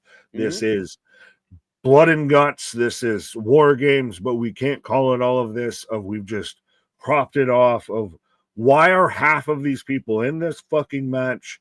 Why are we still going on with this story? What the fuck are we expecting this to be? Osprey and Darby are the only viable, actual, fully functioning fucking wrestlers on one side. John Moxley is he's just gonna bleed and just walk in the brawl the whole time. Of how much of this match is actually going to happen in the cage, how much is going to happen outside of the cage. Like, this is just fuck it. This is the definition of fuck it of a match. And again, on paper, if you listed off the names involved and said, like, come August, we're gonna do this. The people in this match is a whole pay-per-view. You could break this down to John Moxley versus Darby Allin in a singles match, Claudio versus Will Ospreay, the Golden Lovers versus the Young Bucks, Gabe Kidd versus Tanahashi. There you go. I broke it down just looking off the top into a fucking whole pay-per-view. Right. And again, listen, to be excited for this, we've said for a long time, like, the Young Bucks are the definition of what Moxley was rebelling against. So him working with the Young Bucks is anti-climatic in its own way. It's counterintuitive. It's counterproductive. It is not helping in any way, shape, or form. The babyface team, we haven't seen Ibushi. We've barely seen Tanahashi. We haven't seen Kenny. So how do we even get excited for this match? You got the Obs running around last night, and they're not even in the match. Well, we've got the Bullet Club out there floating around and everything. So this is just going to be the giant clusterfucks of clusterfucks. And Guardian, I love this, of AEW wants this to be their new WCW, New Blood, so bad right now. Yeah, I just don't. There was a level of excitement for me of the idea that Darby was coming back to get his hands on Moxley, and then we would build to some type of death match, brother, because we know Moxley can't really wrestle. So we were going to get some crazy match where Darby does 100 stunts, Moxley bleeds all over the place, but it was going to be highly entertaining to watch it happen. And I think it got lost in all this. And maybe, like, I saw some fans say, well, they're building towards, and we talk about it with Edge and Christian, you're building towards All Out. Maybe then you have a problem with having too many pay-per-views close together, because to me, this cage match means nothing. All these guys are going to take stupid big bumps for nothing. What is the end result here? Like, this could be just literally John Moxley versus Darby Allin. Put a fucking stipulation around it, what you want. That's what it should have been all along, and it should have been arguably, whether it was for the title or not or anything. But this is what that match should have been. Now you've just got extra peripheral players that are just bump machines to take spots and that aren't going to result in anything. This is one of those matches where the diehard sickos will completely get off on it. Dave Meltzer will fill, several tube socks during this match, and give it all the stars. And it means nothing. It doesn't help anybody get over. It doesn't build your company. It actually turns. What is the result if anybody wins this match? Yeah, where do you go with what story comes out of this? Okay, so Moxie gets the pin, and then you have Darby challenge him some more. Well, do they own the company now? Are they back as EVPs? Right? Like, what do we do? Where does it go? Darby wins. Team Darby wins. So then why the fuck do we need to have the singles match? Because you already got beaten by the whole fucking team and everything. This is the end of this shit. This is not the Hogan, but you started with the fucking War Games, all of that match instead of starting with the fucking singles feud. Yeah. You have the one-on-one match at Forbidden Door between Darby and Mox. Say Darby finds a way to get a win. He hits a crucifix and catches a 1-2-3. But then, Moxley and friends get on him, and he needs help. And Osprey comes out, and then he's like, shit, I need a friend. So he calls Kenny, and everyone gets excited and more excited. And then Kenny's like, I got a friend. And then Ibushi's like, I got a friend. And then they all have friends. And maybe we build towards the 10-man cage match. but we didn't. Could We you skipped all the not steps. have just done this at All Out and you take that time Yes. to do exactly what you said of Mhm. just build it, but Yeah. is it just because Tanahashi, New Japan, Forbidden Door, we gotta fill Yes. our quota? Yeah, the same with Ibushi. Ibushi's been collecting money off Well, Tony he's Khan. AEW. He's AEW. Yeah, He's he not New legit. Japan. He's on the inside. That's a good point, right? But that's Yeah, what he this feels doesn't like. count as a fucking tax write-off anymore. Right? So yeah, man. I listen. The fact that they announced a 10-man, a 10-man, lights out steel cage, gigantic match. Rumors are they might go to 2 rings for it. I don't know if they are or not. So then it's just blood and guts. Yeah. So it's really weird, and I don't know where this goes from. Like, I don't know what we do with it. I don't know what it all means, and the fact that we're not overly excited about a 10-man cage match is crazy. I think it'll still be crazy. Like, it'll still be one of those. It'll be a holy shit watch, but it's one of those of, all right, cool. That was a cool watch, and now what? Yeah. So officially, who you going with? I'm going Team Babyface.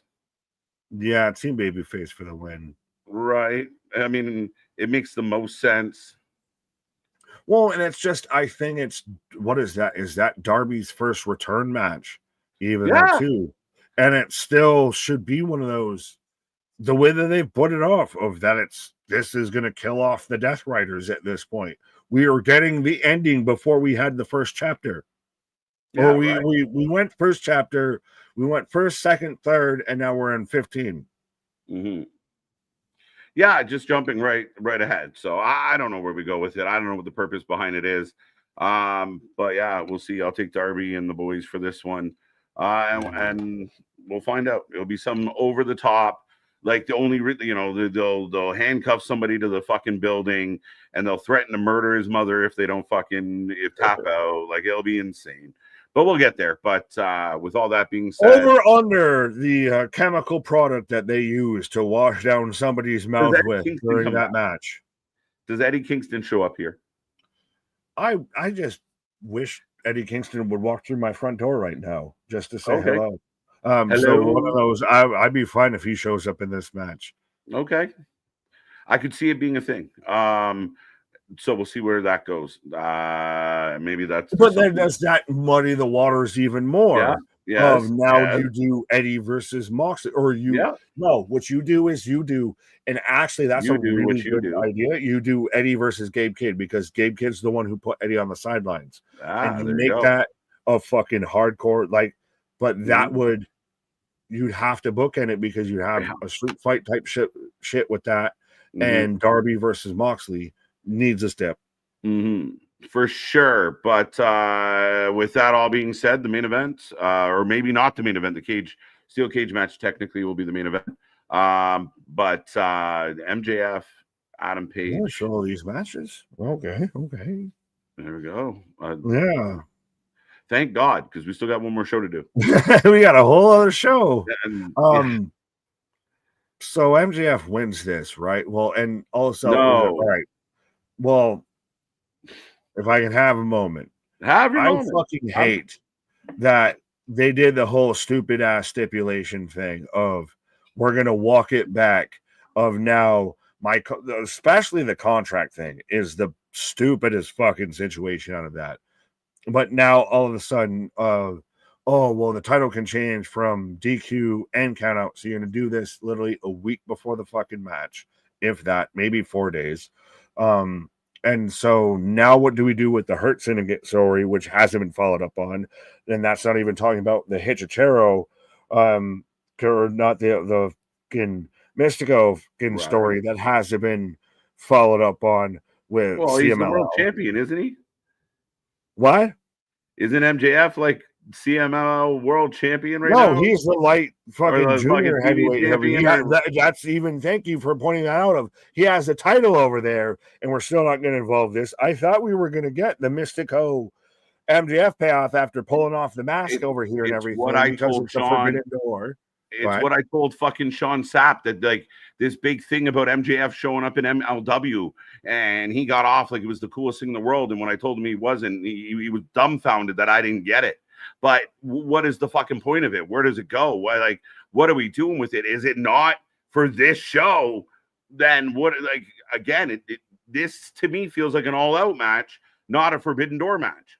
Right, but again, we're already just on the first step here, and then again, you mentioned he won like their light heavyweight title over in CMLL, which is also not being defended. So now we've doubled down of not having CMLL talent involved in any of this. No, and then on top of that, we've fucked off with the whole Hurt Syndicate storyline, which hasn't had a follow-up since Shelton was out there smashing the fake Rolex and all of that. So that was what, a couple weeks ago. So we've all just fucked off with that story. Oh, yeah. And then now, not only do we have this story, which I actually enjoyed, of Hangman goaded MJF into I'll put my contract on the line. That was a good fucking moment. And you finally got one over on the guy who feels the smartest guy in the room. We're not even going to talk about how he didn't do a shit with his Happy Gilmore push or anything. But that was the best thing going into this match. And you instantly walked that back. Now walked back extra stipulations. So now it almost feels even more obvious that Hangman's winning, and there's the outside chance, the outside rumor that now just because you walked back the contract after he loses the match, then turn around and MJF cashes in after the fact. Like, it's the greatest blunder in history instead of the greatest heist in history. Well, I'm all for stacking the deck against the babyface. He can lose the belt by DQ. How will that be a factor? He can lose the Hurt Syndicate comes down and just punches MJF in the face. If I piss off enough people, they'll fuck me over. Yeah, like it's weird. It seems unnecessary. Some people have talked about Mark Briscoe. Like, does Mark Briscoe come out to the ring and fuck over Adam Page and it was all a ruse? Like, Mark Briscoe and MJF had like pre-planned it. This idea of renting other men has to stop in AEW, by the way.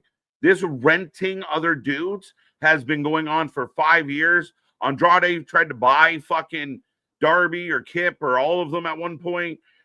I don't mind that because that's old school wrestling kind of W. Well, I just was more offended by the fact that Ricochet and Gates of Agony all had the goddamn weird vest on, like they had the prom vest but no shirt underneath. Right. Like, what are we doing out here with this outfit attire?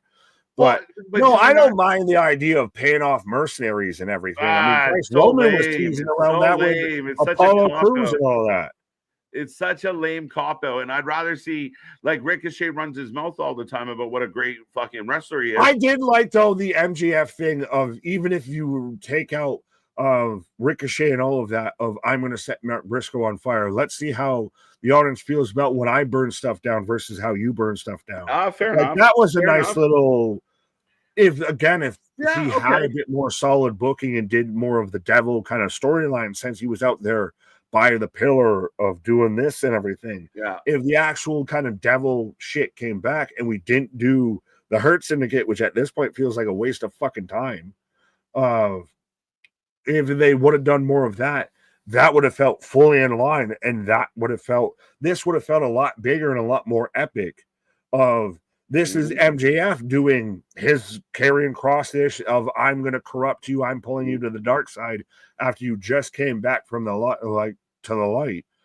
And instead it feels super rushed, super sloppy of now we're just moving around, stipulations and all of that. This just feels, And I don't know how this plays out now, because in my humble opinion, Hangman just got that belt at All In.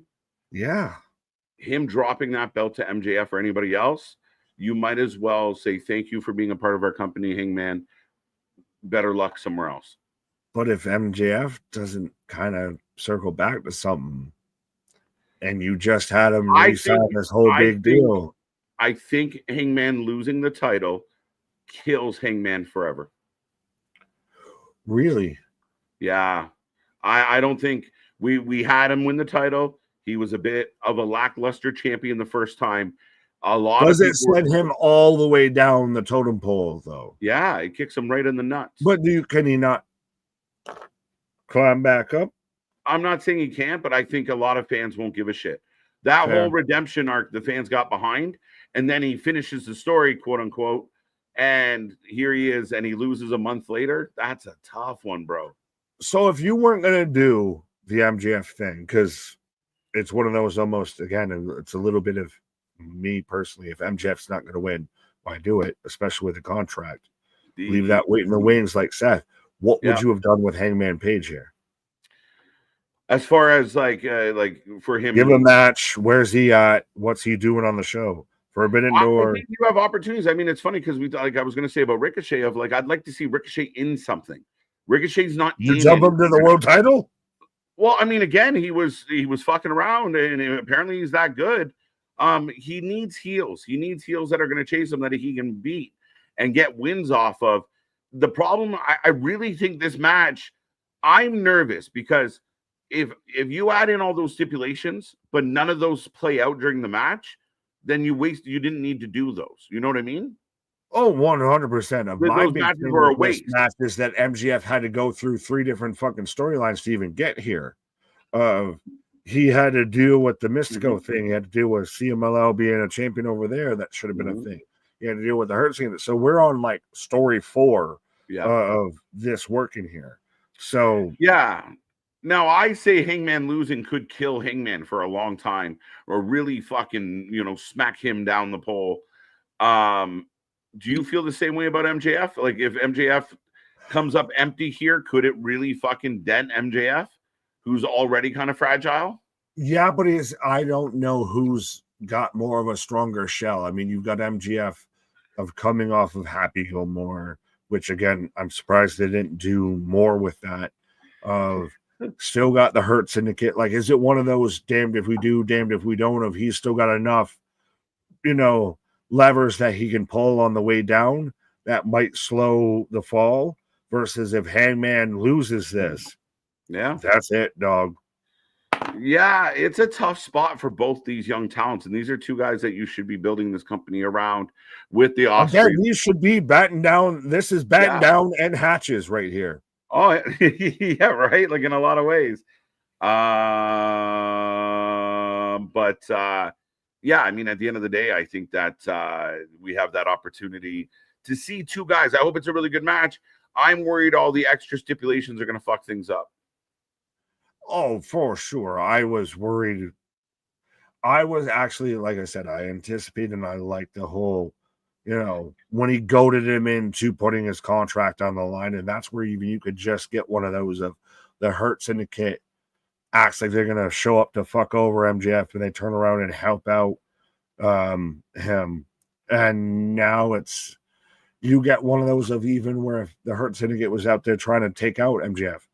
So you're helping him win the belt. You've booked yourself into a more convoluted situation. Well, I think what they're going to do, I'm afraid what they're going to do is they're going to end up fighting outside the ring, and Hangman's going to lose the belt on a countout, which is going to be insane. Oh, if they do that, I will cover.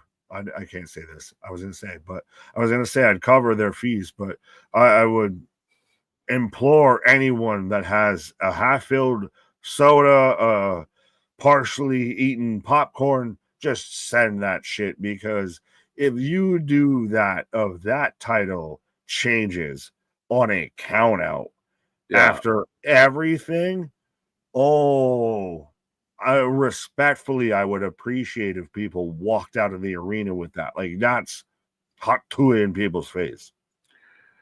Yeah, I mean, again, that's what. So, and then if you don't do it or don't play to it, does Hangman just beat MJF clean? That's going to be crazy. He has to, right? But again, that's where it gets to where does MJF spiral to? But again, I think he has, and I don't like them, but he has still the safety cords of I can still pull the CMLL card. I can still pull this. I can still pull the Hurt Syndicate. I could still have a feud with Bobby Lashley even after losing the world title. And I've still got, he's managed to work it, and it still sounds fucking stupid to say out loud, especially seeing how he challenged initially for it with it of he's managed to challenge with the contract and then work the contract away. So he's now got a double chance of he could literally lose this match and then, oh, no, we're going to run this back and then win again. Yeah, no, for sure. I mean, overall, a very interesting night, or well, day. It will be nighttime over there. Again, I mean, I feel like there's a loop. I know people are trying to will it into being like super excited, and if you are, great. I'm so happy for you. But we just ran through the card. It's not. It could be better. It could be better. This main Is event it the was worst interesting. Forbidden Door that they've offered? I think so. I think it's gradually got worse every time, mostly because a lot of the guys are already on this side of the door. Yeah. But with all that being said, the next one on the docket, and I did see a comment about the logo. I like this logo better. WWE hijacking. It's now WWE and logo for the NXT pay-per-views. I don't know if people have noticed that, but it's not NXT Heatwave or NXT Bad Blood or fucking New Year's Evil. It's WWE Heatwave. So I like the NXT logo better. I've not seen this is the WWE logo where NXT would be with this logo? Yeah, so they've been doing it for about a handful of months now, where it used to be NXT name the show. Now it's WWE name the show. Now, I know that's interesting because the NXT shows, the Saturday Night main events will still be available on the Peacock. But WWE will be moving strictly to ESPN. Yeah, no, 100%. And 100% MDB. The WWE has better name recognition and better reach. So that's why they made the change. Again, they've got this down to a science. Spaz is always nothing but love and jokes, and I do appreciate that. It made me smile when you said it, because not everybody picks up on that shit. So that's pretty cool. Right. But first one for Heatwave. We're going to talk about this one, and actually it will be very interesting. This one's had a bit of a weak build, but I'm excited for the match. It's been an awkward build. I don't know if it's even exactly been a weak build. I think it's been more of an awkward build of just, I almost wanted to see this over and done with at this point. Like, they're moving on. Can we just move along here? Because this hasn't been good.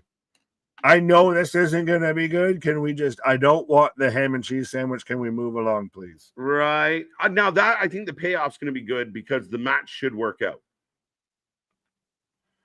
You hope. I said should. Should, could, might. Again, I think we talked about this on Tuesday, that I feel like this feud between these two women kind of show you that, I know the fans on the internet think like so-and-so, like Jordan should come in and be the women's, like the main roster women's champion right away, or Blake should have come in. How dare they insult her? And then a couple weeks later, they're like, she's not even good. You're like, again, you guys are fucking dumb. Yeah, but did you see Blake's even kind of responsive to like the whole, pretty much, again, the cults running you out of the Scientology of, if you don't believe, we're excommunicated. She did a whole video. It's just, I just wanted to chase my dream. Yeah. And you fuckers made it terrible. Yeah. Blake is sending Jordan to the main roster with this one. I could see that. Yeah. Right. Well, it's been one of those I've said so-and-so and so-and-so is going to go to the main roster for so long. I almost feel like I need to start walking that back because I've been wrong a lot. Right. Yeah, I mean, this one's an interesting shout, Nick, for the obvious reasons. Jordan hasn't done shit in this company, and Blake hasn't done much because she just got there. So ultimately, what do we do? Where do we go with either one of these women? How do we build them up? How do we get out of this without one of them looking weak? What do we do? What do we do? Oh, what do we do? You fucker. For those who are paying any bit of attention behind the fucking scenes, what do we do? What do we do?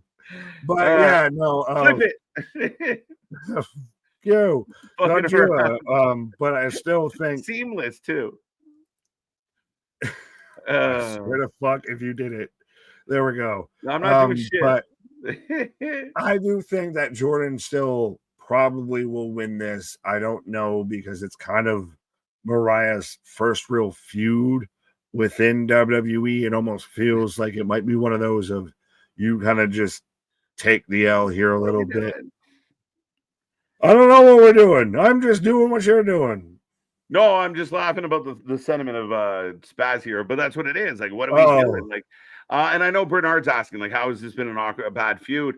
I haven't been that invested into because they did the whole fucking weight image thing and all of that, and it just got really awkward, and a lot of people just kind of didn't understand where shit was going, and it just it got, and even then still, honestly, is Blake Monroe, was she a far better promo in AEW? No, was it just having Tony to go off of that helped that? Because she's kind of been a wet fish. Well, they're putting her out there and being like, let's see what you can do. Sink her swim, and she is a lead balloon. Go back and watch some of her promos in AEW. Most of the things that they did with Tony were sit-down pre-tapes. Right? Like, so when she actually had the mic on the stage, she was still very kind of docile. And again, I think maybe there's a different level of nerves. Like, this was her dream come true, so she's extra nervous. She just hasn't conveyed herself very well at this yet. Again, no. You fumbly and you bumbly out the bag here, and that's again, it's it shows when you're, but that is such a big fucking tripwire, I feel, with this. So you falling down the stairs. Yeah, but I don't think she did fall down the stairs. I think she is exactly where she should be. I think the wrestling fan base. No, I think she's falling down the stairs where she is, though. That's the thing. Like in NXT? That promo to me is one of those, it's a little low with the fake tears. Yeah, maybe, I guess. I mean, Jordan's just as bad. Jordan can't handle a microphone at all either. Jordan still cuts the same promo she cut in TNA. It's true. I just think this is, and I really do think this exposes how much the level is raised when you move to the WWE. And the people that think that someone like Mariah May it's insulting for Mariah May to go from fighting for the AEW World Championship to in a mid-card battle in NXT. But that's the difference. That's the talent difference, is you don't go from AEW to dunking on the WWE World Champions. Where's the outcry again for Ricky Saints? Ricky Saints had a bit of an outcry, and now he's out there. Jasper Troy. He's doing fine.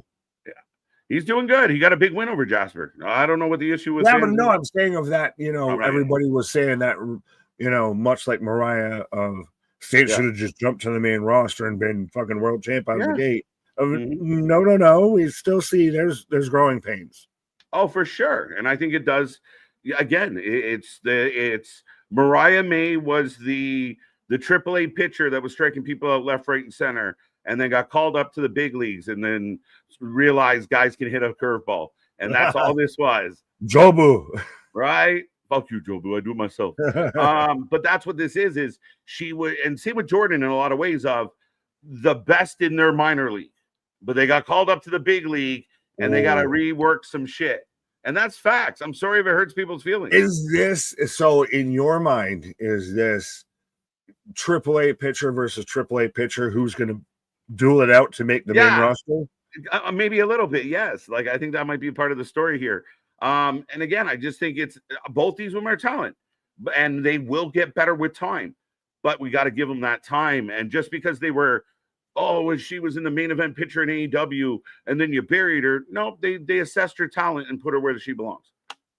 This is junior and center, where we'll run the center of the right ring on the same line and see which one of you gets called up there on the junior team. There's guys all the time in junior that go out there and put up 150 points in junior and then can't get off the third line in the NHL. That's just the way life is. So it's the elite players that can rise to the. Now, granted, I don't think either of these women will end up like that. But no, I don't either. I agree with you. You're taking Mariah? The chat 60% Jordan. This one's so tough. I'm gonna go Jordan Grace.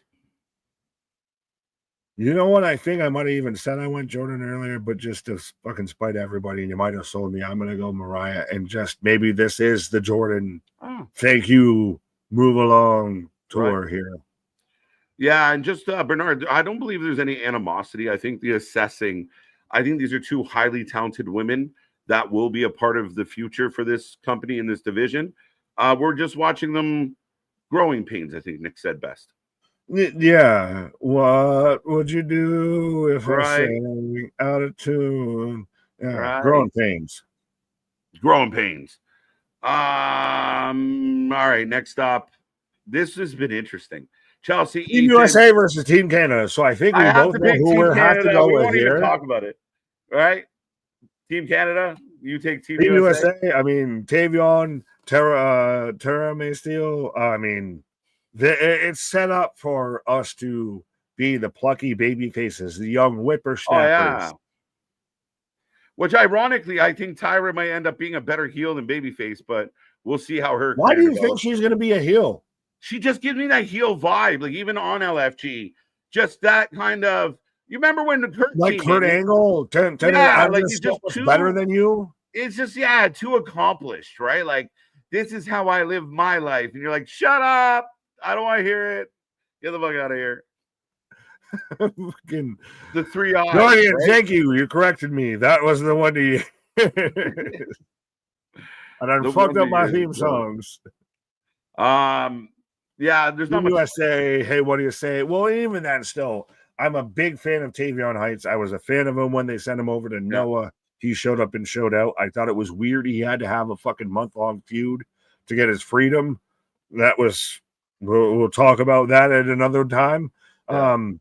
And I like the idea of you get Tyra May Steele versus Chelsea Green coming out of this, and you get Tavion Heights versus Ethan Page for the North American Championship coming out of here. I think you just use Chelsea and Ethan, put them over, and then Chelsea and Ethan go back to the main roster together. Ethan just say, fuck it. Yeah, just let them have the win. The biggest maple leaf balls. Like, have your win. Fuck off. The X Factor, the Hervis will be able to ringside. But, yeah, I think you have something like, Tavion and Tyra May get the win. But I like Ethan working with Chelsea. So maybe that's something that could work on the main roster. But you have to get the title change first, right? So we'll see.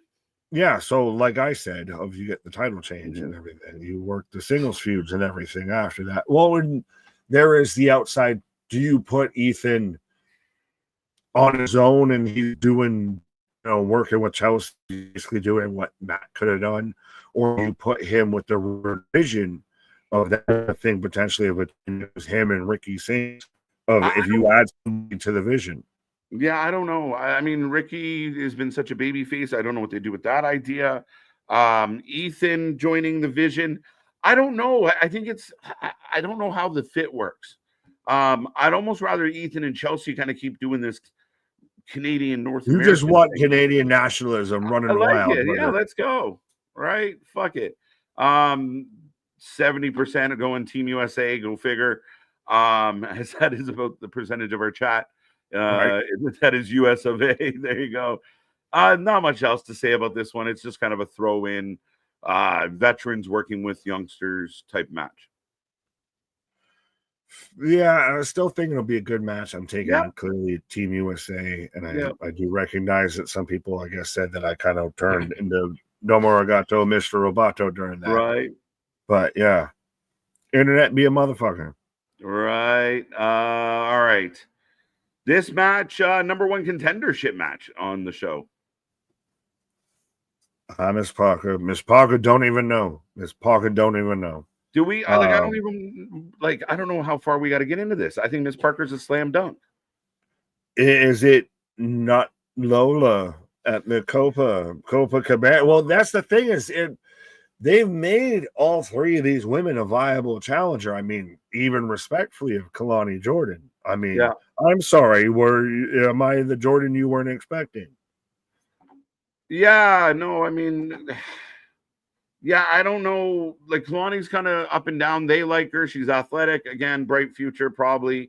the real winner of this match. But I love Lola. I think she's highly talented, a beautiful lady as far as what she brings to the table. I think they're working a lot with her in AAA. That doesn't mean she can't win. I feel like let's give it to Parker. I think Parker's needs something.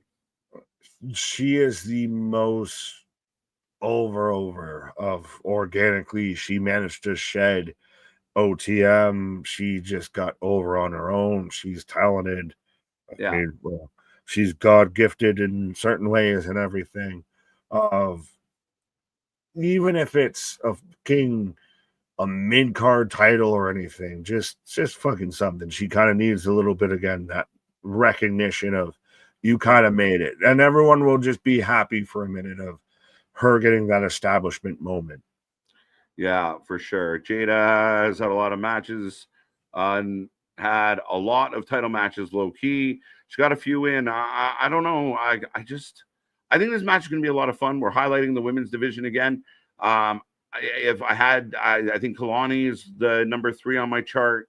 Lola 2. Parker, I feel like it's Parker's time. Let's go. Let's push this lady. Oh, absolutely. And again, it's still, most of this show is still women's matches, and it's a testament to how deep the women's division is. Right. We can still make a case for anyone. We can make a case for people who aren't even involved in this match to be number 1 contender. Yeah, for sure.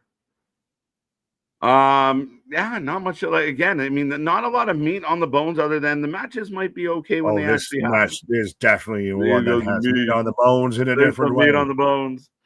The ham hock match of the night. Parker 40%, Lola 40%, KJ, Kalani Jordan 20%. That's a weird even split. Right, very down the stretch. Small sample size. They're stretching things. I'll leave it at that. Yeah. Right. Yeah, this should be fun. We'll see how it goes, how it builds. Again, you mentioned with Lola being involved with AAA. I don't think it'd be super off the cuff if she won. Yeah. Because of how much she's been involved in AAA. Yeah, I mean, they like what she's doing, and she's getting a big pop and a big reaction from the AAA crowd. There's nothing but help her career. So yeah, I'll hang on tight. Right. You got a lot to say about this match, because I don't. If this is Hank and Tank win and we move along. Hank and Tank are about to drop the tag titles, and I'm no, waiting they're for not. the meltdown. No, it won't even be close. They're gonna get murked. Dark State is taking over. What? They are taking over. They are strong. There are no Nigel McGuinnesses in this show, match, which is, thank God. Actually young, physically ready to go talent. They're outnumbered 4-on-2. I think they lose the belts, and this only continues to build Dark State, who have been actually running amok for the last few weeks now, fucking up just about everybody they get in the ring with. I like what they're doing with Dark State. They're running amok like fucking preschoolers in an after-school fucking class. They're really not. They're actually beating up your main event talent. They're getting wins on your main event talent. Oh, really? Yes, because we haven't literally beating guys like Oba. James is out there Devon. talking about posteriors more than we did during that whole last match out there. This man's always, wanting to come up behind you and all of that.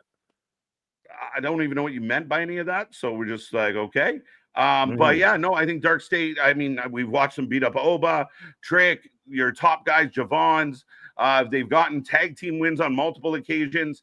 I don't know why we're ignoring literally what they're doing right in front of us as far as getting wins and getting big moments. 2 weeks ago, it felt like the Dark State show where they just kept popping up.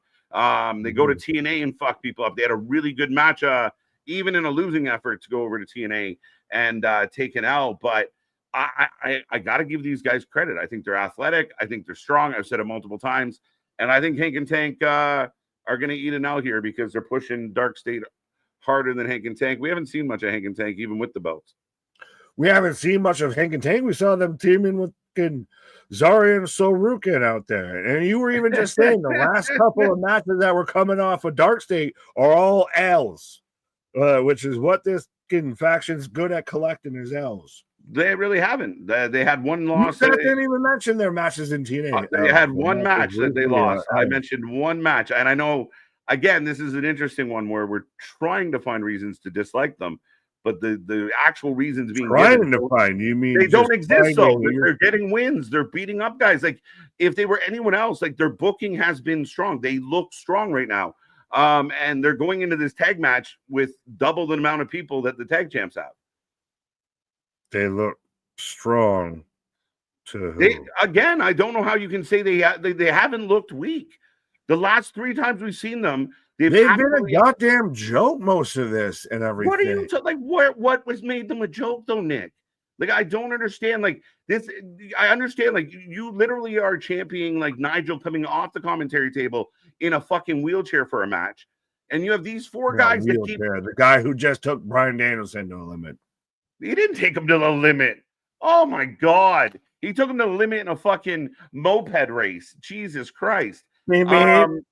But these guys, every time we see them for the last month and a half, they look decent. They look strong. Like this preconception that like, oh, they're just like something else, so they're not good. They have no direction. They just fucking show they're up. They're going after the tag champs. They're going after the tag champs, bro. What do you mean? After they were going after the world champ, after they were going after Joe Henry, after they were going after Trick Williams, who the fuck are they going after? What are they doing? They're winning. They're fucking taking people out. They're literally going what direction? Like they have no direction, but they're in a tag title match. What do you mean they have no direction? What do you want them to do? You're literally saying no matter how they get booked or what they do, you basically had decided before they did anything that they weren't going to be good, and therefore everything they do is shit. And that's not fair to them. They are literally going after the tag titles. That is their direction right now. Yes, because I didn't love them out the gate because I already saw where they were going to probably. The minute their mask dropped, you decided that they weren't good. So every week they I haven't mentioned that literally since that night, but that's the fucking big key to this whole argument here is that it's not at all that I haven't watched them the entire fucking time that I've been here live with every fucking stream with all of this. And they've still been trashed every time they've been out there. But because I mentioned their mask falling, but they're kicking ass. Like they're literally winning. They have gone from challenging world contenders and trying to take out and make you unwatch. And now we're tag title challengers, and we might probably lose this match too. But they just won to get here twice. They had to win to get here. So they're going to lose again. Maybe, but I don't think they're going to lose. And then if they win, I clearly do. If they didn't mention a mask one time. So if they win, then do you admit like, oh shit, they're good? Or oh shit, they're being booked well? Or do they win and they're still shit? No, that's now I want to see where they're going to go with it. Oh, now it's where they're going to go. Let's give them. Now I want to see where they're going to go. Okay, but the fact that they earned a tag title shot, it doesn't give them any type of validity at all. And the fact that they all look athletic, Hank and Tank is the better team. Hank and Tank is the team they should. They haven't. Hank and Tank have done half at most of what Dark State has done over the last month. If Dark State broke up right now, who's the big star out of it? Who do you run with? We barely see Hank and Tank. If Dark State broke up right now, what do you run with that? Or is it just there's 4 guys that we move on from? What do you mean? Sorry. I'm asking you, Dark State's so great. They're so over. They're so getting pushed. So if they really could split apart and everything, a la the Shield, all of that. Why would you break them up? They just got started. Right, but I'm saying, so who's the big breakouts of this faction? Dion Lennox is going to be a star eventually. Brandon Cutler, a lot of people are a big fan of. Sugar's fucking great. And Osiris is a beast. All 4 of them are going to be something one day. All 4 guys are strong, big, and they've been on TV way more than Hank and Tank for 2 months. Way more. Used more. They've been probably have more wins. They've been on ATV. What do you mean? What I said. I don't understand the comment. They've spent most of their time in TNA actually recently. The last 3 weeks they've been on the NXT show to actually build up this feud and actually build up for this match. So where they're getting dog walked by Ava. How did they get dog walked by Ava? They just beat the shit out of Hank and Tank. And the week before that, they beat up Javon. They beat up everybody that was in that ring. But we're not challenging for no world titles now, are we? We're challenging for tag titles. Why would what the? Now because they started off challenging that and taking out world titles, did they not? Did they not start off taking out Owen? Did they not start off taking out Rick? Did they not start off taking out Joe Hendry? Right, they're on two different shows. Hank and Tank are an afterthought in comparison, but Nick likes them, so they don't have to do anything. Now instantly, I've never enjoyed Hank and Tank. I've never. No, you like Hank and Tank, so because you like Hank and Tank, they don't have to do anything. They don't have to get booked. They don't have to win. They have been out there. They were literally in a whole match with Zaria. Has done way more than Hank and Tank in the last month. You can do a whole lot of something, but it's whether you're doing good shit or not. They are doing good shit. They're not doing bad shit. They're not coming out and acting silly. They're not coming out and acting like assholes. They're literally coming out and fucking shit up, dude. I don't understand the disconnect. Like, what bad shit are they doing? They have literally gotten jobbed out like half this shit. Yeah, see, you don't like again. There's no actual validity. There's no actual comeback. They're not look bad. They look good. You don't have an answer. If you had one, I'd listen, but you don't have one. I gave one, and you just no. That doesn't count. That doesn't count. What was your answer? Your answer was like, "Oh, they did the kind of job," but that's not the case. No, that they've gotten jobbed out. Not the only people they took a job for, and it actually helped them was the main event guys, which makes sense. Right, again, which is what I was saying, which you are, oh my God, how did we bring this up? If they were fighting with the main event guys, got jobbed out, and so we slid down. They're chasing the tag champs, right? Like, I don't understand the transition problem here. I don't get what the issue is here. They're not being booked poorly. They don't get presented poorly. Their promos are solid. When they do those little pre-tapes on the phones, it really fucking. I feel like we are reaching an impasse here. Yeah. I feel like there is not going to be no peace treaty signed here tonight. No, definitely not. But yeah, I got Dark State for the win. And as of right now, I believe we get new world champion tag champs at the pay-per-view. I think I've said enough. Hank and Tank win. There you go. The next match on the docket is. Oh, shit, we have more. Yeah, we got the women's world title triple. 73% of the chat, by the way, took Dark State. So not bad, not bad. You're all wrong. But up next, the triple threat for the women's title. How does this one play out? I think for NXT women's title or TNA women's title. It's a wonderful question. Because I think this might be the Knockouts title that was like. I almost thought should have been on a TNA pay-per-view, but it's on in Heatwave. It should be for the Knockouts World title. Yeah.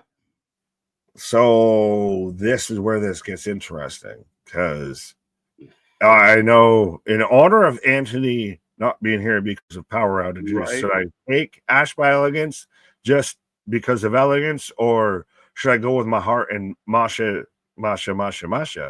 Because this is a knockout title. I think that Ash steals this. They've been pushing Ash a lot. I know she already has a title. Masha could get it back. I just feel like they might pull a fast one, and Ash gets her hands on this and makes Masha chase her. Fair. I mean, you're not exactly wrong. I mean, is this one of those of you could even see JC leaves with it? Yeah, I mean, JC's been surprising everyone left, right, and center. I still go Masha just on the hope that you still would continue to use the Knockouts women's title with Masha being involved. Like you get a Masha Jordan Grace match, all of that. Mm-hmm. And that's not saying that Ash isn't doing anything great, but I think there's a ceiling, there's a cap for that gimmick for her. And also, is it weird of when she shows up in WWE? Do we call her Ash or do we call her Dana? Which one do we call her? We've been calling her Ash. We've been sticking to the Elegance brand. There we go. Right. Is it fair to point out that the Dark State did beat Javon Evans and Oba? I just wanted to point that out. It was bugging me that we acted like they didn't beat them. I don't think JC and Trick drop until Heatwave. This is Heatwave. Right. So there you go. The heat is on.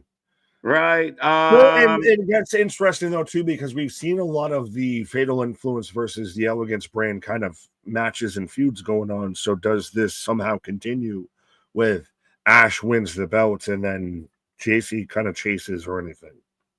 Yeah, I don't know. I think once the NXT people kind of give the TNA title back, they're gonna venture back into their own shit. I think. I could be Just wrong. give it back, go back to your home. Yeah, here you go. You can have this now. Like that's why I think maybe Ash wins. They go back to TNA, and Mash is now chasing Ash. Ash has been with the Elegance brand, so Mash is going to have to deal with them. Plus, she has to deal with the Iceman being a pain in the ass. Yeah, I'm kind of thinking Ash by Elegance might steal this one. I want Masha because I want Masha versus Killer Kelly, because now that Killer Kelly's back and everything, I kind of really want that. So that's where I'm kind of at. Okay. Yeah, I'll stick with it. I think JC loses this belt no matter what. Not like I think that's the bigger question is who's taking JC to retain? Yeah, I'm not taking now 63% of the chat going Masha, JC getting 27, Ash getting 9. But yeah, I mean, very interesting. We'll see how this one plays out. Yeah. Well, and it's interesting because they've done a lot of the crossover with the Knockouts brand and the NXT Women's brand. And I'll ask you, because Anthony's not here also, of how do you feel that this is a Knockouts Women's World Title match on a NXT show versus it's on a Impact pay-per-view? Yeah, you asked me the other day. I think this is why you have this relationship. So Okay. I think this is why you do this. I have no problem with the fact that we've seen the TNA men's world title defended on NXT shows, the Knockouts title being defended on NXT shows. I think that's why you have this relationship, is you want your, if Ash and Masha are the top 2 knockouts right now, you want them on WWE programming. You want people to see who they are. You want to see your title fought over on a pay-per-view. I think it's great, and I think it's strong, and I think it's why this relationship has gone very well for both companies. Okay. I think so. I mean, that's my assessment of it. Well, it is you're exposing it to the biggest audience you can. It's the same argument even to be made with like Triple Mania of why was on YouTube, because you're exposing it to the biggest audience it can reach. Yeah, you want it again. Like, I mean, it's no different than if you open a business or you have a product. Often you'll skim the market, so you'll find a way to get it out there in front of as many people as possible. And that's the goal, the first step. So you want to expose AAA to people. TNA wants the exposure, and the exposure is paid off because you see what we're doing with Carlos Silva now and what he's trying to accomplish. And if he lands that TV deal, if he ends up on CW, it's going to be a fucking interesting time.